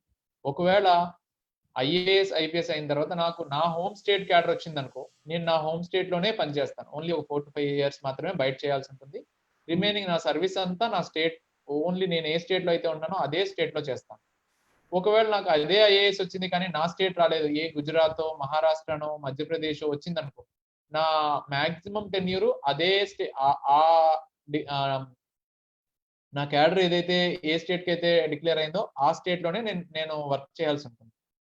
అలాగే పర్టికులర్ గా ఓన్లీ 3 to 4 years మాత్రమే నన్ను హోమ్ స్టేట్ కూడా మీరు వర్క్ చేయడానికి డెప్యుటేషన్ మీద పంపిస్తారు. అది వేరే విషయం. బట్ వేరే ఈ ఐఏఎస్ ఐపీఎస్ కాకుండా వేరే సెంట్రల్ సర్వీసెస్, ఐఆర్ఎస్ అని చెప్పి ఇండియన్ రెవెన్యూ సర్వీసెస్ లో ఇన్కమ్ ట్యాక్స్ ఉంటుంది, కస్టమ్స్ అండ్ సెంట్రల్ ఎక్సైజ్, ఇవన్నీ సెంట్రల్ సర్వీసెస్ అంటారు. వీటిల్లో సెంట్రల్ సర్వీసెస్ లో మీరున్నా కూడా majority of chances are there, మీరు మీ హోమ్ స్టేట్ లో వేయించుకొని పోస్టింగ్ ట్రై చేసి కూడా మీ హోమ్ స్టేట్ లో ఎక్కువ కాలం వర్క్ చేసే అవకాశం ఉంటుంది. కానీ అదే గ్రూప్ సర్వీసెస్ ఈ ఐఏఎస్ ఐపీఎస్ వచ్చి కొంతమంది వేరే స్టేట్ కి అలాట్ అయితే కొంత డిసప్పాయింట్ అవుతారు. కానీ గ్రూప్ సర్వీసెస్, ఏపీపీఎస్సి గ్రూప్స్ అని ఉంటుంది, Andhra Pradesh state public service commission exams conduct చేసిన తర్వాత ఈ గ్రూప్స్ లో ఏంటంటే, పర్టికులర్ గా మీరు ఏ సర్వీస్ కి, Andhra Pradesh public service commission conduct చేసిన ఎగ్జామ్స్ లో మీరు ఇందులో సెలెక్ట్ అయినా కూడా మీరు మీ స్టేట్ లోనే వర్క్ చేస్తారు. మీ లైఫ్ టైం, మీ సర్వీస్ ఉన్నంత టైము మీ స్టేట్ లోనే వర్క్ చేస్తుంటారు. మీకు స్టేట్ గవర్నమెంటే మీ సాలరీస్ పే చేస్తుంది. అలాగే సెంట్రల్ గవర్నమెంట్ వాళ్ళకి సెంట్రల్ గవర్నమెంట్ సాలరీస్ పే చేస్తుంది. వాళ్ళు డిఫరెంట్ స్టేట్స్ లో వర్క్ చేస్తుంటారు. వాళ్ళు ట్రాన్స్ఫర్స్ లో వేరే స్టేట్స్ చేస్తుంటారు. కొంతమంది మెజారిటీ హోమ్ స్టేట్ లోనే, లోవర్ క్యాడర్స్ లోను, కొన్ని హయ్యర్ క్యాడర్స్ లోను హోమ్ స్టేట్ లోనే వర్క్ చేయడానికి అవకాశం ఉంటుంది. బట్ సాలరీస్ లోను, పే కమిషన్స్ లోను సెంట్రల్ గవర్నమెంట్ సాలరీస్ కి ఈ ఏమంటారు ఇన్సెంటివ్స్ కానీ, లేకపోతే వాళ్ళ బేసిక్ పేస్ కానీ, అలాగే అలవెన్సెస్ కానీ సెంట్రల్ గవర్నమెంట్ లో కొన్ని ఎక్కువ ఉంటాయి. Thank you so much brother. అలాగే అంజని గారు, you can unmute and you can ask your question. Last 2 questions అరుణ గారు, సుభాష్ గారు రెడీగా ఉండండి. ఇంకా ఒకవేళ మీ టైం స్లాట్ ని బట్టి నేను అడుగుతాను. Good evening sir. My name is good evening అండి. I am from Hyderabad sir. Doubts ఉన్నాయి సార్. ఫస్ట్ అసలు మీరు ఐఏఎస్ లో ఆ ఫీల్డ్ లోనే వెళ్ళాలి అంటే 6th to 10th A syllabus అయితే బాగుంటుంది సార్? First question. అంటే స్టేట్, సిబిఎస్ఈ, ఐసిఎస్ఈ ఇవన్నీ ఉన్నాయి కదా సార్.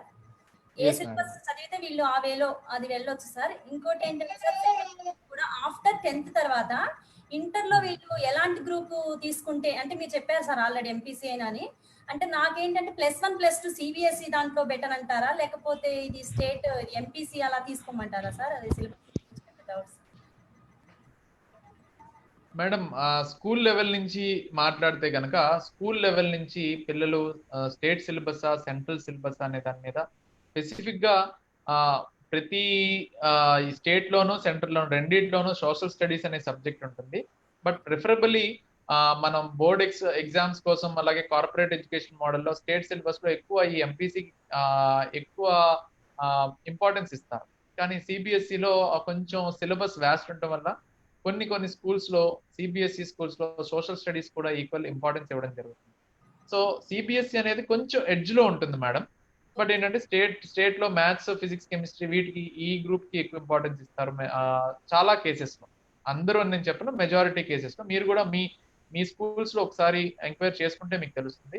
బట్ రెండో విషయం ఏంటంటే 10th అయిన తర్వాత ఏ గ్రూప్ తీసుకుంటే అనే దాని మీద ఒకటి మేడం, 10th అయిన తర్వాత పిల్లలకు గనక ఇదే ఇంట్రెస్ట్ ఉండి ఇదే చేసుకుంటే ఆర్ట్స్ గ్రూప్స్ తీసుకుంటే, అంటే అల్టిమేట్ గా మన పిల్లలు డిసైడ్ అయిపోయి ఇదే నేను ఖచ్చితంగా గవర్నమెంట్ సర్వీస్ లోనే ఉంటాను, ఈ గోల్ తోనే వర్క్ చేస్తాను అనుకుంటే ఆర్ట్స్ గ్రూప్ తీసుకొని కంటిన్యూ అవ్వచ్చు. అందులో ఏ డౌట్ లేదు. అంటే హెచ్ఈసి హిస్టరీ, ఎకనామిక్స్, సివిక్స్ కావచ్చు, HEP history, geography, public administration కావచ్చు, హెచ్పిజి అంటారు. సో ఈ గ్రూప్స్ తీసుకొని వర్కౌట్ చేయొచ్చు. ఎంఈసి కూడా కొంతవరకు పర్లేదు, బికాస్ ఎకనామిక్స్ ఉంటుంది, అలాగే మ్యాథ్స్ అనేది కొంత అవేర్నెస్ కోసం, అనలిటికల్ స్కిల్స్ కోసం ఉపయోగపడుతుందని కొంతమంది చెప్తా ఉంటారు. అది కూడా ఒక రకంగా కరెక్టే. బట్ ఎక్కువ టైం నాకు యూజ్ అయ్యేది హెచ్ఈసి. అలా అని మనం డిసైడ్ చేసి చేయడం అనేది కరెక్ట్ కాదండి. నేను మళ్ళీ చెప్తున్నాను, పిల్లలకి కరెక్ట్ గా మెచ్యూరిటీతో వాళ్ళు రిగ్రెట్ అవ్వకుండా వీళ్ళు ఖచ్చితంగా ఇదే ఉంటారు, పేరెంట్స్ ఫోర్స్ లేదు, పిల్లలే డిసైడ్ అయ్యారు, వాళ్ళు దాని మీద చాలా వర్కౌట్ చేశారు, ఎక్స్పర్ట్స్ ఒపీనియన్ తీసుకున్నారు, చాలా మందితో ఇంటరాక్ట్ అయ్యి ఈ డెసిషన్ తీసుకున్నారంటే మనం ఎంకరేజ్ చేయడంలో తప్పులేదు. బట్ చాలా మందికి ఆ ఏజ్ లో మెచ్యూరిటీ చాలా తక్కువ మంది పిల్లలకు ఉంటుంది. సో దాన్ని మనం బేస్ చేసుకొని ముందు మనం ఎక్స్పర్ట్ ఒపీనియన్ తీసుకొని పిల్లలు నిజంగా స్కెప్టికల్ గా లేకుండా ఉండి, వాళ్ళు అంబిగ్విటీతో డెసిషన్ తీసుకోకుండా ఉండి, వాళ్ళు గనక మనకు అర్థమయ్యేటట్టు ఇంకా మనకి క్లారిటీ లేకపోతే మనం ఒక సేఫ్ గేమ్ ఆడడానికి ఎంఈసి అనేది ఒక ఆప్షన్ ఉంటుంది, అలాగే ఎంపీసీ అనేది ఒక ఆప్షన్ ఉంటుంది. బట్ పిల్లలు రెడీగా ఉంటే మటుకి ఇంటర్ తర్వాత ఆర్ట్స్ గ్రూప్ తీసుకొని ఈ సివిల్ సర్వీసెస్ సైడ్ వెళ్తే మంచి ఆపర్చునిటీస్ ఉంటాయి మేడం. ఎందుకంటే సివిల్ సర్వీసెస్ తో పాటు మనకి ఆల్మోస్ట్ 106 గవర్నమెంట్ జాబ్స్ కి మనకి ప్లాట్ఫామ్ ఉంది. 106 state and central government jobs లో వీళ్ళకి ఆపర్చునిటీస్ ఉంటాయి. ఈ విషయం చాలా తక్కువ మందికి తెలుసు. అలాగే ఆర్ట్స్ లో కనుక మనం ఇంటర్మీడియట్ కంప్లీట్ చేసిన తర్వాత, అలాగే డిగ్రీ కంప్లీట్ చేసిన తర్వాత, డిగ్రీకి కానీ పీజీకి కానీ మనకి చాలా చాలా మంచి యూనివర్సిటీస్ ఉన్నాయి. ఫర్ ఎగ్జాంపుల్ చెప్తాను నేను, Tata institute of social sciences, అలాగే ఐఐటి మద్రాస్ లో సోషల్ సైన్సెస్ బ్రాంచ్ ఉంది ఇంటర్మీడియట్ తర్వాత. అలాగే అజిమ్ ప్రేమ్జీ యూనివర్సిటీ. ఈ యూనివర్సిటీస్ లో ఎలా ఉంటాయంటే like starting packages passed out అయిన వాళ్ళకి 15 lakh to 48 lakh ప్యాకేజెస్ ఉన్నాయండి ఆర్ట్స్ లో. సోషల్ స్టడీస్ చదువుకుని వెళ్ళిన వాళ్ళకి ఈ యూనివర్సిటీస్ లో చేసుకున్న వాళ్ళకి last year Telangana state government కూడా మోర్ దాన్ 15 lakhs ప్యాకేజ్ ఇచ్చి 20 మెంబర్స్ వరకు రిక్రూట్ చేసుకున్నారు. ఇలాగ డిఫరెంట్ ఎవెన్యూస్ చాలా మందికి తెలియదు ఆర్ట్స్ లో ఇన్ని ఆపర్చునిటీస్ ఉంటాయని. హైయర్ స్టడీస్ కి వెళ్ళొచ్చు, యూనివర్సిటీ లెవెల్ సెంట్రల్ యూనివర్సిటీస్ లో చదవచ్చు విత్ స్టైఫండ్, అలాగే సౌత్ ఏషియన్ స్టడీస్ అని, ఇలా డిఫరెంట్ ఎవెన్యూస్ మనం ట్రై చేయొచ్చు అండి. బట్ ఈ అవేర్నెస్ అనేది జనరల్ గా మన కార్పొరేట్ ఎడ్యుకేషన్ లోనో, లోకల్ ఇంజనీరింగ్ కాలేజ్ లోనో, లోకల్ ఎక్కడైనా చదివితే ఆ ఎక్స్పోజర్ అనేది రాదండి. ఆర్ట్స్ లో ఒకటి గుర్తుపెట్టుకోవాలి ఏంటంటే, ఆర్ట్స్ లో గవర్నమెంట్ జాబ్కి వచ్చేసరికి కాంపిటీషన్ చాలా ఎక్కువ. కానీ మన స్కూల్ లెవెల్ నుంచి కాలేజ్ లెవెల్కి వెళ్ళేటప్పుడు కాంపిటీషన్ చాలా తక్కువ. సో పిల్లలు కనుక ఆర్ట్స్ ని అలవాటు చేసుకొని ఈ మంచి ప్రైమ్ యూనివర్సిటీస్ ని ఎయిమ్ చేస్తే ఇంకా మంచిగా ఉంటుంది. ఒకసారి ఇవి కూడా ఒకసారి మీరు చూడండి, పర్సనల్ గా ఎక్స్పర్ట్ ఒపీనియన్ తీసుకుంటే ఇంకా బాగుంటుంది. They can spare more time అన్నమాట.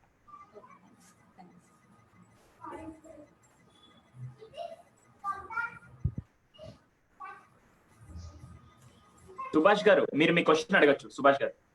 Okay sir, okay, thank you అండి. నమస్తే అండి. నమస్తే సార్. Hello sir. నమస్తే సార్. నమస్తే సార్. సార్ యాక్చువల్ గా అంటే నా క్వశ్చన్ ఏంటంటే, ఈ ఐఏఎస్, ఐపీఎస్ ఇలాంటి ప్రిపరేషన్ కి నాకు తెలిసిన 3 నాలెడ్జెస్, ఒకటి మంచి ఇంగ్లీష్ రావాలి, రెండోది అనలిటికల్ స్కిల్స్ ఉండాలి, మూడోది ఎస్ఏ రైటింగ్ లో బాగా ఉండాలి. ఈ 3 స్కిల్స్ డెవలప్ చేయాలంటే, ఇప్పుడు మా ఆదిత్య వచ్చేసి తను 9th క్లాస్ కి వచ్చాడు ఈ సంవత్సరం. నేను ఇప్పటి నుంచే తను ఎలా ప్రిపేర్ చేయగలను? Okay sir, very nice sir. మీరు చెప్పింది ఈ స్కిల్స్ గురించి చెప్పారు. జనరల్ గా మేము మాట్లాడేది మా ఇక్కడ usually we have Takshashila IAS అకాడమీలో inter plus IAS, degree plus IAS అనే కోర్సెస్. ఇక్కడ నేను ఇక్కడ మెయిన్ చేసే దాని గురించి నేను చెప్తున్నాను. మీరు ఒకసారి దాన్ని మీరు ఒకసారి మీరు ఎజ్యూమ్ చేసుకుంటే బాగుంటుంది. బ్రో ఒక్కసారి నేను ఒక చిన్న పాయింట్ చెప్పాలి ఇక్కడ అందరికి. ఈయన దుర్గా ప్రసాద్ గారు నాకు ఎలా పరిచయం అయ్యారో ఒక చిన్న విషయం, sorry to interrupt go. Subhash గారు మీకు ఇది కూడా ఈ స్కిల్స్ ఎక్కడ నేర్పిస్తారు అనే దానికి ఈయన గురించి నేను ఒక విషయం చెప్పాలి. మామూలుగా ఇంటర్మీడియట్ లో ఎక్కడా కూడా సిలబస్ ని మాత్రమే కవర్ చేస్తాడు, మొత్తం సిలబస్. ఈయన మాత్రం ఒక చిన్న ఇనిషియేటివ్ తీసుకున్నారు. ఇంటర్మీడియట్ పిల్లల్ని, ఆయన క్యాంపస్ స్టార్ట్ అయ్యేది ఇంటర్మీడియట్ నుంచి. ఇంటర్మీడియట్ లో ఒక ఇనిషియేటివ్ ఏం తీసుకున్నారంటే, పిల్లలకి ఫస్ట్ కావాల్సింది మీరు అన్నట్టు ఎస్ఏ రైటింగ్, ఆరల్స్, కమ్యూనికేషన్ స్కిల్స్ బాగుండాలి, లాంగ్వేజ్ మీద కమాండ్ ఉండాలి. దానికోసం ఏం చేశారంటే, కేవలం మార్కుల మీదని మాత్రమే కాకుండా రోజు ఈయన ఒక టాపిక్ ఇస్తారు. టాపిక్ కానీ లేకుంటే వాళ్ళ ఇష్టమైన 1 or 2 minutes పాటు ఇంగ్లీష్ లో వాళ్ళు వీడియో రికార్డ్ చేసి కంప్లీట్ గా పంపించారు. డైలీ యాక్టివిటీ మొత్తం. వాళ్ళు ఏం చేస్తారంటే, క్లాస్ లో 60 members ఉన్నా, 30 members ఉన్నా, వాళ్ళందరినీ ఒక గ్రూప్ చేసి టెలిగ్రామ్ లో రోజు పోస్ట్ చేయాలి. అది ఏంటంటే సింపుల్ గా ఏదో సింపుల్ టాపిక్స్ మాత్రం కవర్ చేయడం కాదు, కొద్దిగా కష్టపడైనా సోషల్ రెస్పాన్సిబిలిటీస్, అసలు సోషల్ అవేర్నెస్ ఉండే టాపిక్స్ మీద ఇంగ్లీష్ మాట్లాడమని చేయమంటే 6 months నుంచి నేను అబ్జర్వ్ చేస్తున్నాను. 6 months నుంచి ఈయన పిల్లల వీడియోస్ అన్ని మీరు యూట్యూబ్ లోకి వెళ్ళి తక్షశిల ఐఏఎస్ అకాడమీ అని చెప్పి, బ్రదర్ అదేనా తక్షశిల ఐఏఎస్ అకాడమీనా యూట్యూబ్ ఛానల్? ఆయన ఇప్పుడు షేర్ చేస్తారు మీకు యూట్యూబ్ ఛానల్ కూడా. జస్ట్ మీరు ఆ యూట్యూబ్ ఛానల్కి వెళ్తే పిల్లలు మాట్లాడుతూ ఉంటారు.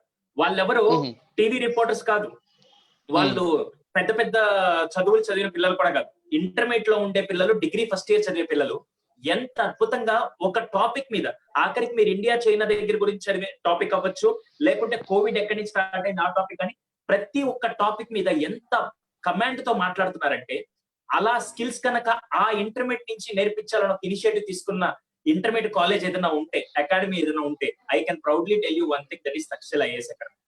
That's really so nice. అంటే అది ముందు నేర్పియాలి. మీరు అంటే ఎస్ఏ రైటింగ్ ఎక్కడి నుంచి వస్తుందంటే, first by practice, first by implementing. Over to you bro. First thing నేను ఏం చెప్పాలనుకుంటున్నా సార్, నేను ఏదైతే I stick to my words, నేను ఏదైతే చెప్పానో, న్యూస్ పేపర్ అనేది చాలా ఎక్కువ ఇన్ఫ్లుయెన్స్ తీసుకురాగలదండి, ఎక్కువ చేంజ్ తీసుకురాగలదు పిల్లల్లో. మీరు అనే ఎస్ఏ రైటింగ్ కావచ్చు, ఆన్సర్ రైటింగ్ ప్రాక్టీస్ కావచ్చు, వొకాబులరీ స్కిల్స్ ఏదైతే ఉన్నాయో, ఒక న్యూస్ పేపర్ నుంచి చెప్తుంది. The Hindu news paper usually మేము ఫాలో అవుతాం, ఇప్పుడు ఇండియన్ ఎక్స్ప్రెస్ కూడా ఫాలో అవుతున్నాము. న్యూ ఇండియన్ ఎక్స్ప్రెస్ కొంతవరకు, కానీ ఇండియన్ ఎక్స్ప్రెస్ నార్త్ ఇండియాలో వస్తుంది, ఢిల్లీలో. సో ఈ paper and Hindu paper, the Hindu, ఈ 2 పేపర్స్ ని పిల్లలకి మాకు మెజారిటీ ఆఫ్ టైం ఒక న్యూస్ పేపర్ నుంచి మేము ఎన్ని స్కిల్స్ మేము ఇంపార్ట్ చేస్తామో చెప్తాను చూడండి. న్యూస్ పేపర్ నుంచి ఫస్ట్ థింగ్ రీడింగ్ స్కిల్స్, అలాగే వొకాబులరీ, ఈ ప్రతి దాని మీదే నేను చెప్తాను. ఎందుకంటే వొకాబులరీ ఫర్ ఎగ్జాంపుల్ తీసుకుంటే, చాలా మందికి ఇంగ్లీష్ వచ్చు కానీ ఆ వొకాబులరీని ఎక్కడ ప్లేస్ చేయాలి, ఎలా యూజ్ చేయాలి, ఏంటి అనేది చాలా మందికి రాదు. న్యూస్ పేపర్ చాలా మంది చదవంది కూడా ఈ వొకాబులరీ, ఆ వర్డింగ్ అర్థం కాక. బట్ మేమేం చేస్తామంటే, ప్రతిరోజు మనం న్యూస్ పేపర్ వర్కౌట్ చేసేటప్పుడు ప్రతిరోజు ఒక 10 to 15 వర్డ్స్, కొత్త వర్డ్స్ అనేది ప్రాక్టీస్ చేస్తాం. రోజు ఒక 15 వర్డ్స్, ఎందుకంటే స్టార్టింగ్ లో చాలా ఎక్కువ వర్డ్స్ ఉంటాయి. అలాగే రెగ్యులర్ సివిల్ సర్వీసెస్ చదివే వాళ్ళకైతే ప్రతి రోజుకి ఒక 40-50 వస్తుంటాయి. So over a period of time, ఒక 2 months 3 months వీళ్ళు అదే డెడికేషన్ తో చేసేసరికి వాళ్ళకి ఒక 45-50 days తర్వాత ప్రతిరోజు వచ్చే వర్డ్స్ అనేది డిక్రీజింగ్ ఆర్డర్ లో ఉంటాయి. స్టార్టింగ్ లో చాలా పెరుగుతూ ఉంటాయి, కానీ తర్వాత డిక్రీజ్ అవుతా ఉంటాయి. ఇవన్నీ ఆల్రెడీ రిపీట్ అయినవి మళ్ళీ రిపీట్ అవుతా ఉంటాయి. కొత్తగా కనిపించేవి రోజు ఒక 4, 2, 3 ఇలాంటి వర్డ్సే వస్తుంటాయి. సో ఇలాగ మనం వొకాబులరీ, అలాగే రీడింగ్ స్కిల్స్ కావచ్చు, వొకాబులరీ కావచ్చు, రైటింగ్ స్కిల్స్ కావచ్చు, international and national current affairs కావచ్చు, map pointing, atlas map pointing from 12th page of the Hindu, international relations page కావచ్చు, అలాగే basic general knowledge and GK, అది అవార్డ్స్ కావచ్చు, స్పోర్ట్స్ కావచ్చు, అండ్ అలాగే బిజినెస్ పేపర్, బేసిక్ ఎకానమీ నేర్పించి business paper ని కూడా పిల్లలతో చదివించడం. మీకు తెలుసు, చాలా మంది 25 ఏళ్ల నుంచి న్యూస్ పేపర్ చదివే వాళ్ళు కూడా బిజినెస్ పేపర్ ని తీసి పక్కకు పెడతారు. బట్ ఆ పేపర్ ని కూడా మనం పిల్లలతో ఈజీగా చదివిస్తూ ఉంటాం. సో ఇలాంటి మల్టిపుల్ స్కిల్స్ ఒక న్యూస్ పేపర్ నుంచి, ఎందుకంటే ఇది మాకు ఇయర్ లాంగ్ వర్కౌట్ అండి. సో ప్రతిరోజు న్యూస్ పేపర్ నుంచి ఏది ఇంపార్టెంట్, ఏది నాన్ ఇంపార్టెంట్, ఏది పాలిటిక్స్ అనవసరమైన ఇష్యూస్ పక్కకి తీసేసి ఏ ఇంపార్టెంట్ ఇష్యూస్ మనం తీసుకుంటాం, దాన్ని అట్లాస్ తోనూ అలాగే మన సబ్జెక్ట్ తోనూ లింక్ చేసుకుంటూ చేస్తూ ఉంటాం. పర్టికులర్ గా ఈ ఎడిటోరియల్ పేజ్ ఏదైతే ఉందో ఆ ఎడిటోరియల్స్ నుంచి మనం డీటెయిల్డ్ గా ఆ ఎడిటోరియల్ ని ఎలా డికోడ్ చేయాలి, ఏ రోజు అంటే ఒక 1 వీక్ తీసుకుంటే ఒక 4 to 5 చాలా ఎక్సలెంట్ ఆర్టికల్స్ వస్తాయండి. కొన్ని ఏంటంటే ఫిలాసఫికల్ గా కొన్ని డిఫరెంట్ ఇష్యూస్ మీద వస్తే అవి మనం పట్టించుకోకర్లేదు. బట్ ప్రతి వీక్ లో ఒక 3 to 4 ఖచ్చితంగా బాగుంటాయి. అలాగే థర్స్డే వచ్చే ఎడిషన్ లో సైన్స్ అండ్ టెక్నాలజీ మీద వస్తుంది. ఇలాంటివి మనం ఫాలో అయితే చాలా బాగుంటుంది. సో పర్టికులర్ గా చెప్తున్నానండి, న్యూస్ పేపర్ నుంచి ఈ ఎడిటోరియల్స్, అలాగే కింద లెటర్స్ టు ఎడిటర్ అని ఉంటుంది. ఈ ఎడిటోరియల్స్ నుంచి సైడ్ వచ్చే కాలమ్స్ లో వాళ్ళు ఆర్టికల్ ని ఎలా ఫ్రేమ్ చేస్తున్నారు, ఒక ఇంట్రడక్షన్ ఏమొస్తుంది, అలాగే కంక్లూజన్ ఏమొస్తుంది, వాళ్ళు ఎలా ఎండ్ చేస్తున్నారు, మెయిన్ బాడీ మధ్యలో డిఫరెంట్ ట్రైట్స్ అంటే అడ్వాంటేజెస్ కానీ డిసడ్వాంటేజెస్ కానీ positives and pros and cons కానీ ఇవన్నీ ఎలా ఎక్స్ప్లెయిన్ చేస్తున్నారు అనేది మనం ఒక ఆర్టికల్ మనం చదివి పిల్లలకు కనుక ఓకే ఈ ఆర్టికల్ లో చూసారా ఇంట్రడక్షన్ బాడీ ఇది ఇలా డిస్క్రైబ్ చేశాడు, కంక్లూజన్ పార్ట్ ఇలా డిస్క్రైబ్ చేశాడు, ఇది ఒక ప్రాపర్ ఫార్మాట్ లో ఉంది. ఎందుకంటే ఆ ఎడిటోరియల్స్ రాసేది ఒక 30 to 40 years experienced people. They pay lakhs of rupees for the editors. వాళ్ళు రాసే ఎడిటర్స్ ని మనం గనక డికోడ్ చేసి పిల్లలకి దాన్ని తక్కువ టైంలో మనం అలవాటు చేస్తే ఈ స్కిల్స్ అన్నిటిని కూడా ఈజీగా హ్యాబిట్ చేసుకుంటారు. అలాగే సుధీర్ గారు చెప్పినట్టు ఈ జామ్ ప్రోగ్రామ్ తక్షశిలకి మంచి పేరు తీసుకొచ్చిందండి. ప్రతిరోజు వీళ్ళు ఇదే న్యూస్ పేపర్ లో ఏదో ఒక ఇష్యూ మీద, ఆ ఇష్యూ అనేది న్యూస్ పేపర్ లో ఉన్నట్టుగా కాకుండా దాని బ్యాక్గ్రౌండ్ లో ఏం జరుగుతుంది, దాని బ్యాక్గ్రౌండ్ లో అసలు బేసిక్ ఏంటి. ఫర్ ఎగ్జాంపుల్ సుప్రీం కోర్ట్ మొన్న వచ్చిన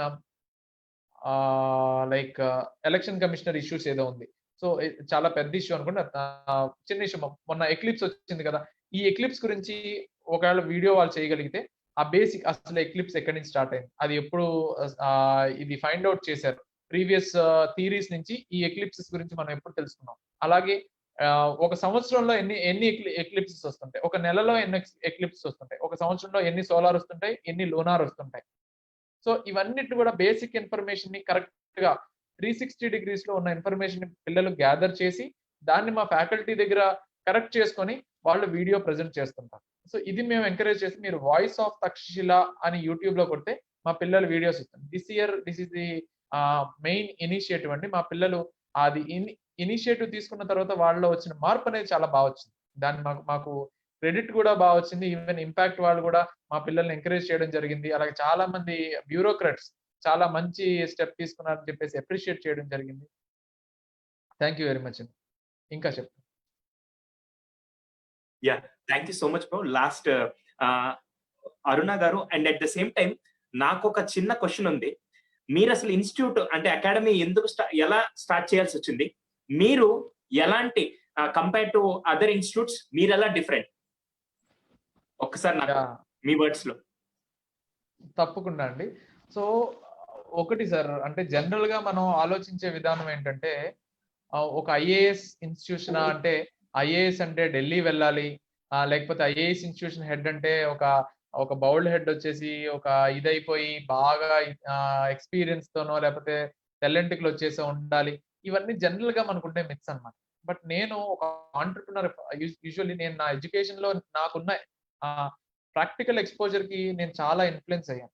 నేను చదువుకుతున్నప్పటి నుంచి ఒక ఈవెంట్స్ మా కాలేజ్ ఈవెంట్స్ ఆర్గనైజ్ చేయడం కానీ, అక్కడ మా ఫ్రెండ్స్ ని కలిసి ఒక లీడర్ గా ముందుకి ఆర్గనైజింగ్ టీమ్ హెడ్ గా ముందుకు తీసుకెళ్ళడం కానీ, అలాగే నేను ఢిల్లీ కోచింగ్ కి వెళ్ళి వచ్చిన తర్వాత హైదరాబాద్ లో ఒక study centres, I mean libraries కానీ స్టడీ హాల్స్, ఆ అట్మాస్ఫియర్ లేకపోతే నేను సఫర్ అవుతున్న దాన్ని నేను ఒక స్టార్ట్ చేసి ఈ రోజు హైదరాబాద్ లో ఒక 400 నుంచి 600 స్టడీ హాల్స్ అనేవి ఈ రోజు రావడం జరిగింది. అది నేను ఫస్ట్ స్టడీ హాల్ హైదరాబాద్ లో స్టార్ట్ చేసినప్పుడు ఇదైంది. సో ఆ ఇనిషియేటివ్ తీసుకున్నప్పుడు నా నుంచి ఇంతమంది బెనిఫిట్ అయ్యారు, దానివల్ల ఇంతమందికి ఎంప్లాయ్మెంట్ జనరేట్ అయింది, సెల్ఫ్ ఎంప్లాయ్మెంట్, అలాగే దానివల్ల ఇంతమంది స్టూడెంట్స్ కరెక్ట్ గా చదువుకోవడానికి ఒక ప్రాపర్ అట్మాస్ఫియర్ క్రియేట్ అయింది. హైదరాబాద్ ఒక హబ్ గా క్రియేట్ అయింది. ఐ మీన్ ఆ హబ్ గా ఉన్న దాంట్లో ఒక స్టడీ అట్మాస్ఫియర్ అనేది రావడం జరిగింది. అలాగే ఇన్స్టిట్యూట్ కూడా ఒకప్పుడు అంటే ఒక 100 pages మెటీరియల్ రావడానికి ఢిల్లీ ట్రైన్ ఎక్కి వెళ్ళి తెచ్చుకోవాల్సి ఉండే పరిస్థితి. బట్ ఇప్పుడు టెక్నాలజీ ఒక ఇంపార్టెన్స్ తోనూ అది అవైలబిలిటీతోనూ మనకి చాలా అవెన్యూస్ ఉన్నాయి. ఈ నెట్ లోనే ఇంట్లో కూర్చొని కూడా సివిల్స్ ప్రిపేర్ అయ్యే అవకాశం మనకుంది. సో అలాంటి టైమ్స్ లో మనం ఎందుకు అప్డేట్ అయ్యి ది బెస్ట్ ఇవ్వకూడదు? బికాస్ ట్రెడిషనల్ గా దేర్ ఆర్ చాలా అకాడమీస్ ఉన్నాయండి. బట్ నేను పించ్ ఫీల్ అయిన ప్లేస్ ఎక్కడంటే, చాలా మంది ఢిల్లీ అండ్ హైదరాబాద్ వెళ్ళి చాలా ప్రాబ్లమ్స్ ఫేస్ చేస్తుంటారు. ఢిల్లీలో మాతో పాటు ఉన్నప్పుడు మేము క్లైమేట్ మనకి పడేది కాదు. ప్రతి సంవత్సరంలో ఎక్స్ట్రీమ్ హాట్ ఒక 2 మంత్స్ ఉంటుంది. ఎక్స్ట్రీమ్ కోల్డ్ చలికి బాగా ఇబ్బంది పడేది ఒక 2 మంత్స్ ఉంటుంది. స్టూడెంట్స్ ని సరిగ్గా ట్రీట్ చేయరు ఆ ప్లేసెస్ లో. ఓనర్స్ గానీ, డిఫరెంట్ థింగ్స్ గానీ, ఫుడ్ కి చాలా ప్రాబ్లమ్ ఫేస్ చేయాల్సి ఉంటుంది. అలాగే కోచింగ్ అయిపోయిన సంవత్సరం అయిపోయిన తర్వాత అక్కడ ఉండాలంటే ఎక్స్‌పెండిచర్ కూడా చాలా ఎక్కువ అవుతుంది. కోచింగ్ తీసుకునే ఎక్స్‌పెండిచర్ కూడా 1.5 లాక్ పే చేయాలి. అలాగే రూమ్ ఎవ్రీ మంత్ మన ఎక్స్‌పెండిచర్ కూడా 15,000 దాకా అవుతుంది. సో ఇది ఎంతమందికి అఫోర్డబుల్ ఉంది? అలాగే ఎంతమంది వేరే రీజియన్‌కెళ్ళి అక్కడ లాంగ్వేజ్ ఇబ్బంది పడి, అలాగే ఆడపిల్లలు అయితే అక్కడ తెలియని చోట్ల ఉండి చాలా ప్రాబ్లమ్స్ ఫేస్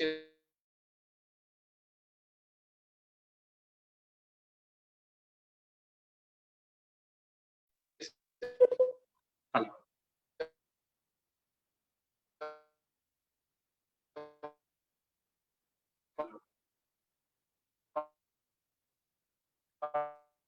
బ్రదర్ మీ వాయిస్ హలో.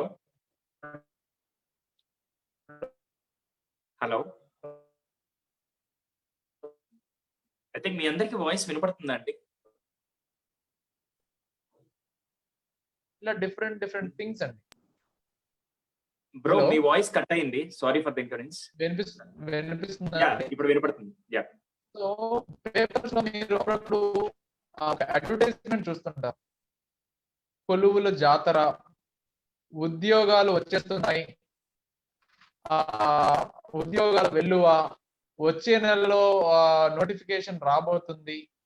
ఇలాంటి అడ్వర్టైజ్మెంట్ చూసి, అంటే నేను ఉన్నప్పుడు అండి, నేను చదువుకునేటప్పుడు, ఐ మీన్ నేను ప్రిపేర్ అయ్యేటప్పుడు ఈ అడ్వర్టైజ్మెంట్స్ చూసి వచ్చిన వాళ్ళలో అరే నోటిఫికేషన్ వస్తుందంట, వచ్చే నెలలో గవర్నమెంట్ సర్కారీ నౌకరీ వస్తుందంట అని చెప్పి ఆ పేపర్లో అడ్వర్టైజ్మెంట్ చదివి పల్లెటూరులో ఉండే పిల్లలు అరే ఎలాగైనా నేను గవర్నమెంట్ జాబ్ తీసుకోవాలని చెప్పేసి ఇంటి పత్రాలు తాకట్టు పెట్టి ఉన్న పొలాన్ని అమ్మేసుకొని, ఉన్న ఇంటిని అమ్మేసుకొని, ఆ 60,000 70,000 తెచ్చుకొని కోచింగ్ సెంటర్లకు ఫీజు కట్టేసి నెలకు 3,000 చాలని దాంతో హాస్టల్లో ఉండి దీనికోసం ప్రిపేర్ చేస్తుంటారండి. కాకపోతే వాళ్ళు 6 నెలల్లో వచ్చేస్తుంది కదా, ఈ 6 నెలలు కష్టపడదాం వస్తారు. కానీ వీళ్ళు ఇచ్చే అడ్వర్టైజ్మెంట్ చూసి, లేదంటే పెయిడ్ అడ్వర్టైజ్మెంట్ చూసి వచ్చిన పిల్లలు సఫర్ అయ్యి మళ్ళీ వెనక్కి వెళ్ళిపోతారు. వాళ్ళకు ఉన్నదంతా కోల్పోతారు. సో ఇలాంటి సిచ్యువేషన్స్ కొంతమంది మీట్ అయ్యి వాళ్ళని చూసినప్పుడు ఆ పెయిన్ అనేది డిఫరెంట్ గా ఉంటుంది. దీనివల్ల కోచింగ్ సెంటర్స్ చాలా బాగా develop, I mean from the Ashes, scratch నుంచి పైకి వెళ్ళిన ఇన్స్టిట్యూట్స్ చాలా ఉన్నాయి. సో ఇది నన్ను చాలా బాధించిందండి. సో నాకు అవకాశం ఉంటే, ఇది ఉంటే ఇలా ఉండేది కాదు. మనం ట్రైన్ చేయొచ్చు, ఉన్న ప్లేస్ లోనే, వాళ్ళు ఉన్న ప్లేస్ లోనే మనం ఎంకరేజ్ చేయొచ్చు. వేరే ప్లేసెస్కి వెళ్ళిపోయి ఇది ఎందుకంటే యూజువల్లీ ఇది స్టేట్ పబ్లిక్ సర్వీస్ కమిషన్స్ లో ఇది ఎక్కువ జరుగుతుంది. ఇది ఒక రకంగా చెప్పాలంటే ఇది ఒక ఫాల్స్ బిజినెస్ గేమ్. సో దీనివల్ల చాలా మంది చాలా కోల్పోయారు. మీరు ఆలోచించండి, ప్రతి సంవత్సరం ఓన్లీ ఢిల్లీలోనే ఒక 80,000 మంది కోచింగ్ తీసుకుంటూ ఉంటారు. 80,000 మంది ఓన్లీ ఢిల్లీలో ఉన్న ఇన్స్టిట్యూట్స్ లో కోచింగ్ తీసుకుంటారు. అలాగే మన హైదరాబాద్కి వచ్చేసి ఒక 20,000 మంది కోచింగ్ తీసుకుంటారు. కానీ గవర్నమెంట్ జాబ్స్ ఉండేవి ఎన్ని? కానీ ఎంతమంది ప్రతి సంవత్సరం అదే పని మీద ఉంటున్నారు? కోచింగ్ తీసుకున్న తర్వాత ఎంతమంది అదే పని మీద ఉంటున్నారు? సో ఇలా మల్టిపుల్ థింగ్స్ ని నేను అజ్యూమ్ చేసుకొని, అరే నేను ఒక ప్లాట్ఫామ్ వీళ్ళకి క్రియేట్ చేయగలగాలి, ఒక మన స్టూడెంట్ కమ్యూనిటీకి జస్టిస్ జరగాలి అంటే, అట్లీస్ట్ వాడు బాగుపడకపోయినా పర్లేదు కానీ అన్యాయం అవ్వకూడదు. సో ఎక్కడికో వెళ్ళి ఏదో ఇబ్బందులు పడేదానికన్నా మనం బెస్ట్ రిసోర్స్ ట్రాన్స్పోర్టేషన్ ఇంత బాగా డెవలప్ అయింది. మనం ఎందుకు వెళ్ళాలి? ఢిల్లీ మనకి చెప్పేవాళ్ళు ఒకరు వస్తే సరిపోదా? మనం 100 మంది అక్కడికి వెళ్ళాలా? మనకి చెప్పేవాళ్ళు ఇక్కడికి వచ్చి చెప్తే అవదా? సో దాన్ని బేస్ చేసుకొని faculty from Delhi and Hyderabad అనే క్యాప్షన్ ఖచ్చితంగా నేను ఇంప్లిమెంట్ చేసి ఢిల్లీ నుంచి ఫ్యాకల్టీ ఇక్కడ తీసుకొచ్చి ఇక్కడ క్లాసెస్ చెప్పించడం జరిగింది. సో దాని బేస్ లో నేను విజయవాడలో ఇన్స్టిట్యూట్ స్టార్ట్ చేయడం జరిగింది. అలాగే నేను గత 5 ఏళ్ల నుంచి ఏదైతే కృషి చేస్తూ కొత్త ఎక్స్పెరిమెంట్స్ చేస్తూ డిఫరెంట్ మాడ్యూల్స్ ని ఇంప్లిమెంట్ చేస్తూ సక్సెస్ అయ్యానో, ఈ రోజు 2020 వచ్చేసరికి విజయవాడలోనే, ఒకప్పుడు నేను ఐఏఎస్ ఇన్స్టిట్యూషన్ అంటే నవ్విన వాళ్ళు ఈ రోజు విజయవాడలో 4-5 ఇన్స్టిట్యూషన్స్ అనేది వచ్చాయి. ఈవెన్ ఢిల్లీ నుంచి కూడా వచ్చి విజయవాడలో బ్రాంచ్ పెట్టి ట్రై చేస్తున్న వాళ్ళు ఉన్నారు. సో విజయవాడ హబ్ గా మారింది. అంటే ఆ రోజు నేను డెసిషన్ తీసుకున్నాను, అది ఈ రోజు రియలైజ్ అయింది. మార్కెట్ నేను ఇంప్రూవ్ అయ్యానా, నా దగ్గర ఎక్కువ మంది ఉన్నారు, ఓకే, బట్ నా పాయింట్ ఏంటంటే మార్కెట్ గ్రో అవ్వాలి. ఎందుకు మన పిల్లలు అక్కడికి వెళ్ళి ఎక్స్ప్లాయిట్ అవ్వాలి, ఇక్కడ ఉండి చదువుకునే అవకాశం మనం ఎందుకు కల్పించకూడదు?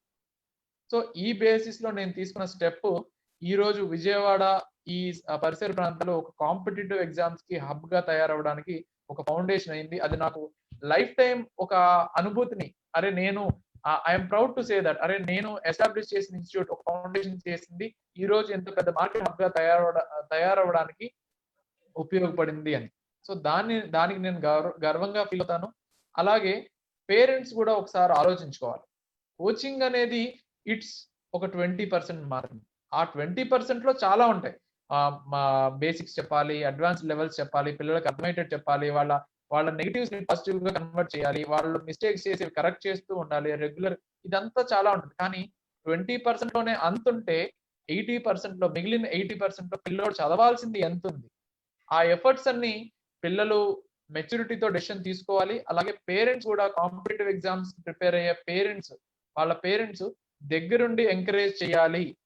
అలా చేస్తేనే వాళ్ళు రెగ్యులర్ గా ఒక సబ్ కాన్షియస్ మైండ్ అండ్ అలాగే కాన్షియస్నెస్ తో దీని మీద కాన్సన్ట్రేట్ చేయగలుగుతారు. Hope you got my answer. Yes bro. And అలాగే లాస్ట్ ఒక చిన్న క్వశ్చన్ ఉంది Aruna garu, then will close bro. Aruna garu please, మీరు మీ క్వశ్చన్ అడగచ్చు. Good evening sir. Good evening sir. Sir నమస్తే సార్. నమస్తే మేడం, చెప్పండి మేడం. సార్ బాబు ఇప్పుడు 9th class sir.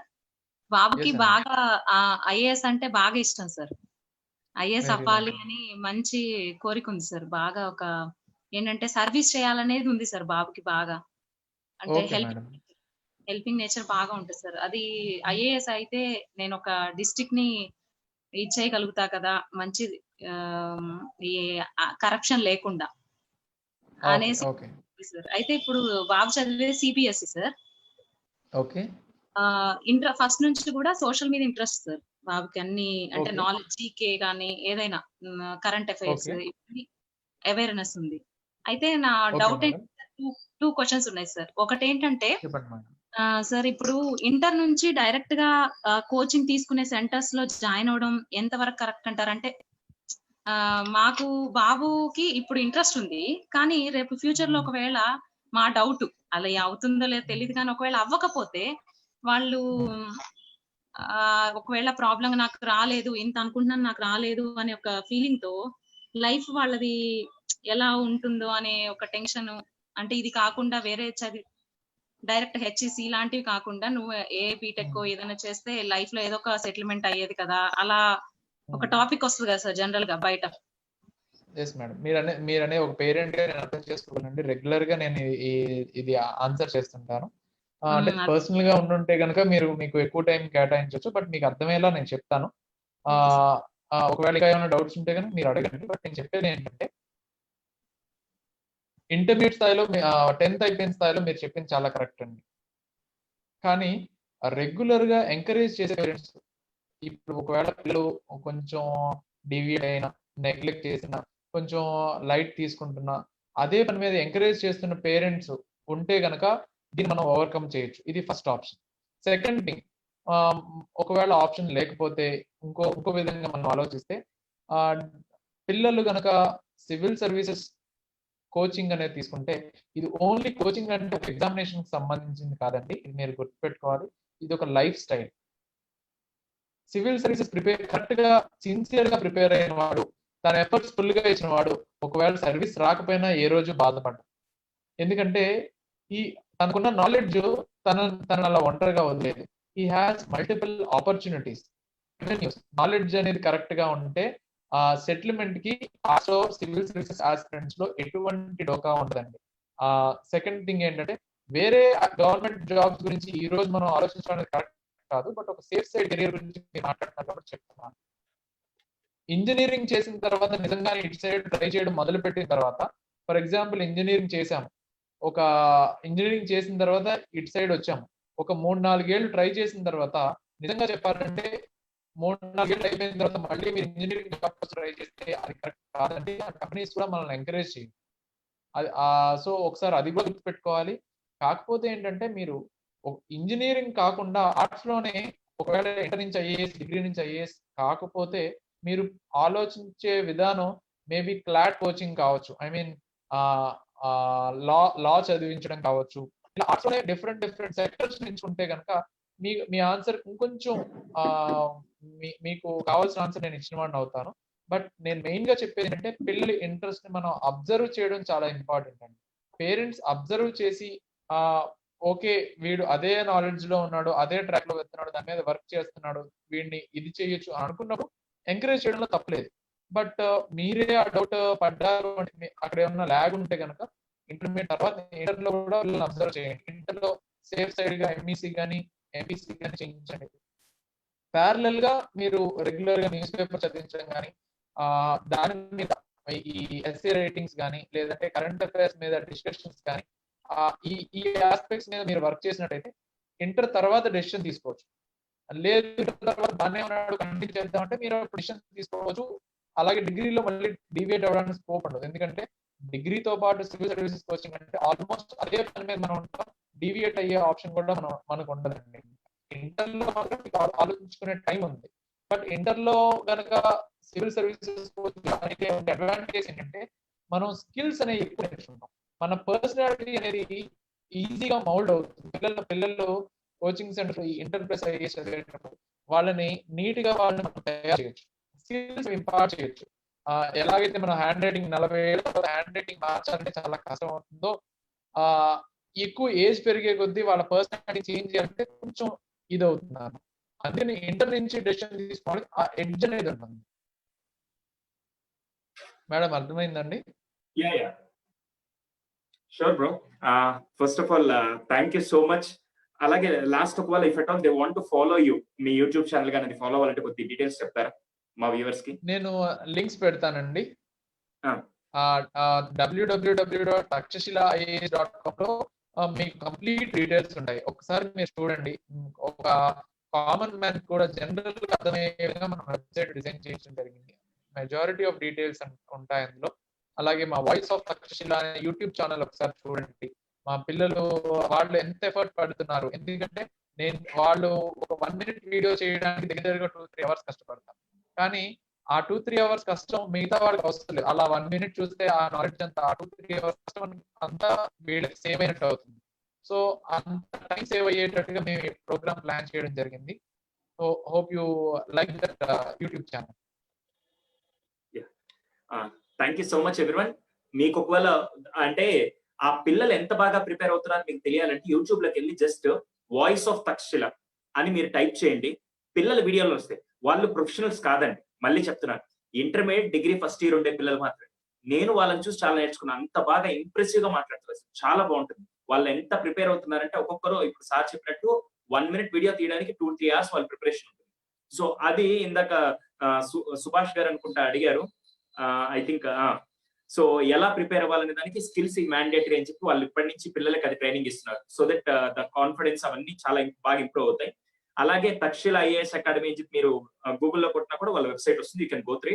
So first of all thank you so much Durga Prasad గారు for being with us and sharing such wonderful inputs. ఇప్పుడు చాలా మంది అడుగుతున్నారు గవర్నమెంట్ జాబ్స్ డిఫరెంట్ ఆస్పెక్ట్స్ గురించి అడిగారు. అలాగే ఐఏఎస్ ఈ సివిల్ సర్వెంట్స్ కి ఎలా ప్రిపేర్ అవ్వాలి, ఆ సివిల్ ఆస్పిరెంట్స్ మైండ్ సెట్ ఎలా ఉండాలి, దాని అన్నింటి గురించి చాలా మంచి ఇన్ఫర్మేషన్ ఇచ్చారు. Thank you so much brother. Would you like to say anything at last brother? Last before going to conclude. Yeah sir, నేను మళ్ళీ చెప్తున్నానండి, పిల్లల్ని ఎంకరేజ్ చేయడం చాలా తక్కువ మంది పేరెంట్స్ పిల్లల ఆస్పిరేషన్స్ కి వాళ్ళ ఇంట్రెస్ట్ కి అవకాశం ఇచ్చి ఈ సివిల్స్ చేస్తానంటే చాలా తక్కువ మంది పేరెంట్స్ ఎంకరేజ్ చేస్తారండి.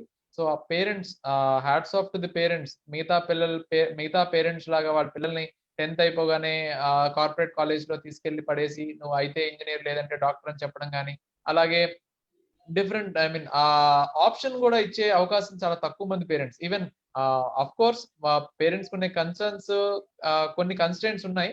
బట్ నేను స్టూడెంట్స్ కూడా చెప్పాలనుకున్నది ఏంటంటే, ఆ పేరెంట్స్ మీకు ఇచ్చిన ఆప్షన్ ని, వాళ్ళు మీకు ఇచ్చిన అవకాశాన్ని ఫ్యూచర్ లో ఎప్పుడు ఆ రిగ్రెట్ అయ్యే అవకాశం రాకుండా చూసుకునే బాధ్యత ఈ పిల్లల మీదే ఉంటుంది. సో దానికి ఏంటంటే ప్రాపర్ కౌన్సిలింగ్, అలాగే ప్రాపర్ గైడెన్స్ అనేది చాలా అవసరం. సో దాన్ని ఈ అకాడమియా, అలాగే మా ఇంటెలెక్చువల్ సుధీర్ మీలాంటి ఇంటెలెక్చువల్స్ ఖచ్చితంగా పిల్లలకి డిఫరెంట్ ప్లాట్ఫామ్స్ మీద అవగాహన కల్పిస్తూ, అలాగే పేరెంట్స్ కి స్టూడెంట్స్ కి అండ్ పేరెంట్స్ కి ఒక ఇంటరాక్షన్ అనేది ఎప్పుడు డెవలప్ అవ్వాలి. పిల్లల్ని చదివించే బాధ్యత స్కూల్స్ ది, కాలేజెస్ దనే కాదు, పేరెంట్ కూడా ఒక మంచి టీచర్, ఒక ఫస్ట్ టీచర్ గా ఒక పేరెంట్ కూడా ఫామ్ అవ్వాలి అనేది నా కోరిక. దానికి మీరందరూ సపోర్ట్ చేస్తారని భావిస్తూ థ్యాంక్ యూ వెరీ మచ్ అండి. Before going to conclude, my dear participants, మన గెస్ట్ కి మనం స్పెషల్ గా థ్యాంక్స్ చెప్పుకుందాం. So I'm unmuting everyone. Just go head with our special note. Thank you, sir. Thank you, sir. Yes, sir. Thank you, sir. Thank you, sir.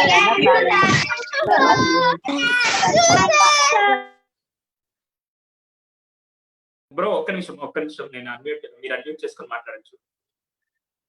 Yeah, thank you so much brother. ఒకసారి మీరు thank you unmute very much చేసుకోండి. అండి. Yeah, thank you very much అండి. I would like to provide my services in future also. Thank you a lot. Sure అండి. మాకు ఖచ్చితంగా ఇది ఒక క్లాస్ అయితే కాదు, ఈసారి ఇంకా మేము స్పెషల్ గా కోరుకునేది ఏంటంటే, ఒక ఐఏఎస్ కి ప్రిలిమ్స్ ఎలా ఉంటుంది, మెయిన్స్ ఎలా ఉంటుంది, ఇంటర్వ్యూస్ లో ఎలా ఉండాలనేది చిన్నప్పటి నుంచి తెలుసుకుంటే చాలా బాగుంటుంది. పైగా సివిల్స్ లో ఎటువంటి సబ్జెక్ట్స్ ప్రిపేర్ అవ్వాలి, ఎటువంటి సబ్జెక్ట్స్ సెలెక్ట్ చేసుకుంటే బాగుంటుంది అనే దాని మీద we would like to have one more session on a personal note. అందరి ముందు నేను ఎప్పుడు అడుగుతున్నాను, if at all it is possible for you. చాలా మంది will make it. yes bro, definite గా విల్ మేక్ ఇట్ అండి. మా జనాలకి సర్వీస్ చేయడం అనే మోటివ్ లోనే మేము ఉన్నాము. అలాగే జనాలకి అవసరమైన ప్రతిసారి మీరు డెఫినెట్ గా మేము మీతో పార్టిసిపేట్ చేస్తాం. Thank you very much. Thank you so much Durga Prasad గారు for being guest speaker in Sudheer talks.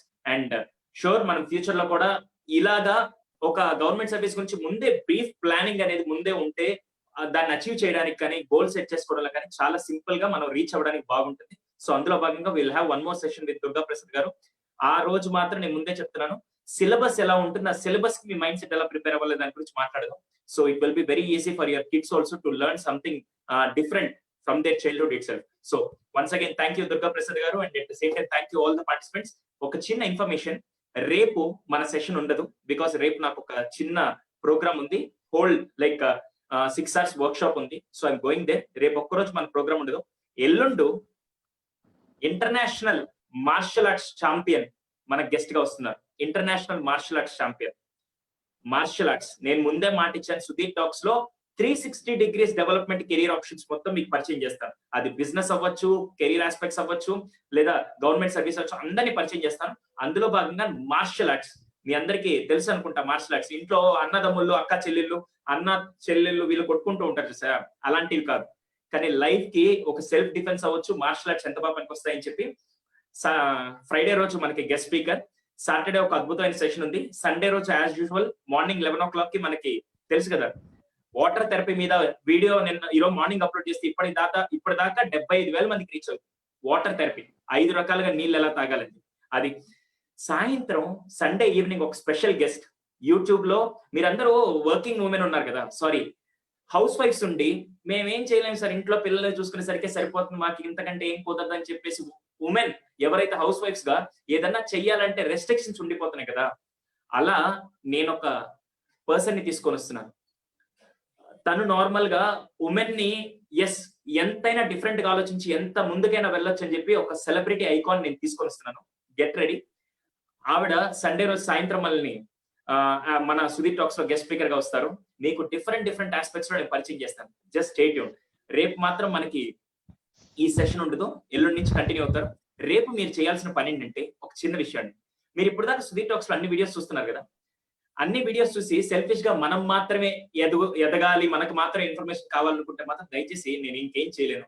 ఒకవేళ మీకు అనిపిస్తే యూట్యూబ్ లో నా వీడియోస్ ఉన్నాయి, ఫేస్బుక్ లో ఉన్నాయి. దయచేసి అది షేర్ చేయండి. షేర్ చేస్తే ఏంటంటే ఇలా సివిల్ ఆస్పిరెంట్స్ అవ్వచ్చు, లేకుంటే బిజినెస్ ఐడియాస్ అవ్వచ్చు, ఇవన్నీ మిగతా వాళ్ళకు కూడా రీచ్ అవుతుంది. ఓకే, సో రేపు మీరు ఆ వర్క్ చేయొచ్చు హ్యాపీగా. మీకు వీడియో ఒకసారి ఏది నచ్చిందో అది మీరు షేర్ చేసి మిగతా వాళ్ళకు కూడా స్ప్రెడ్ చేయండి. So thank you once again. Let's meet again on Friday evening with a wonderful personality. So stay tuned, stay blessed. Thank you everyone. Jai Hind. జై హింద్.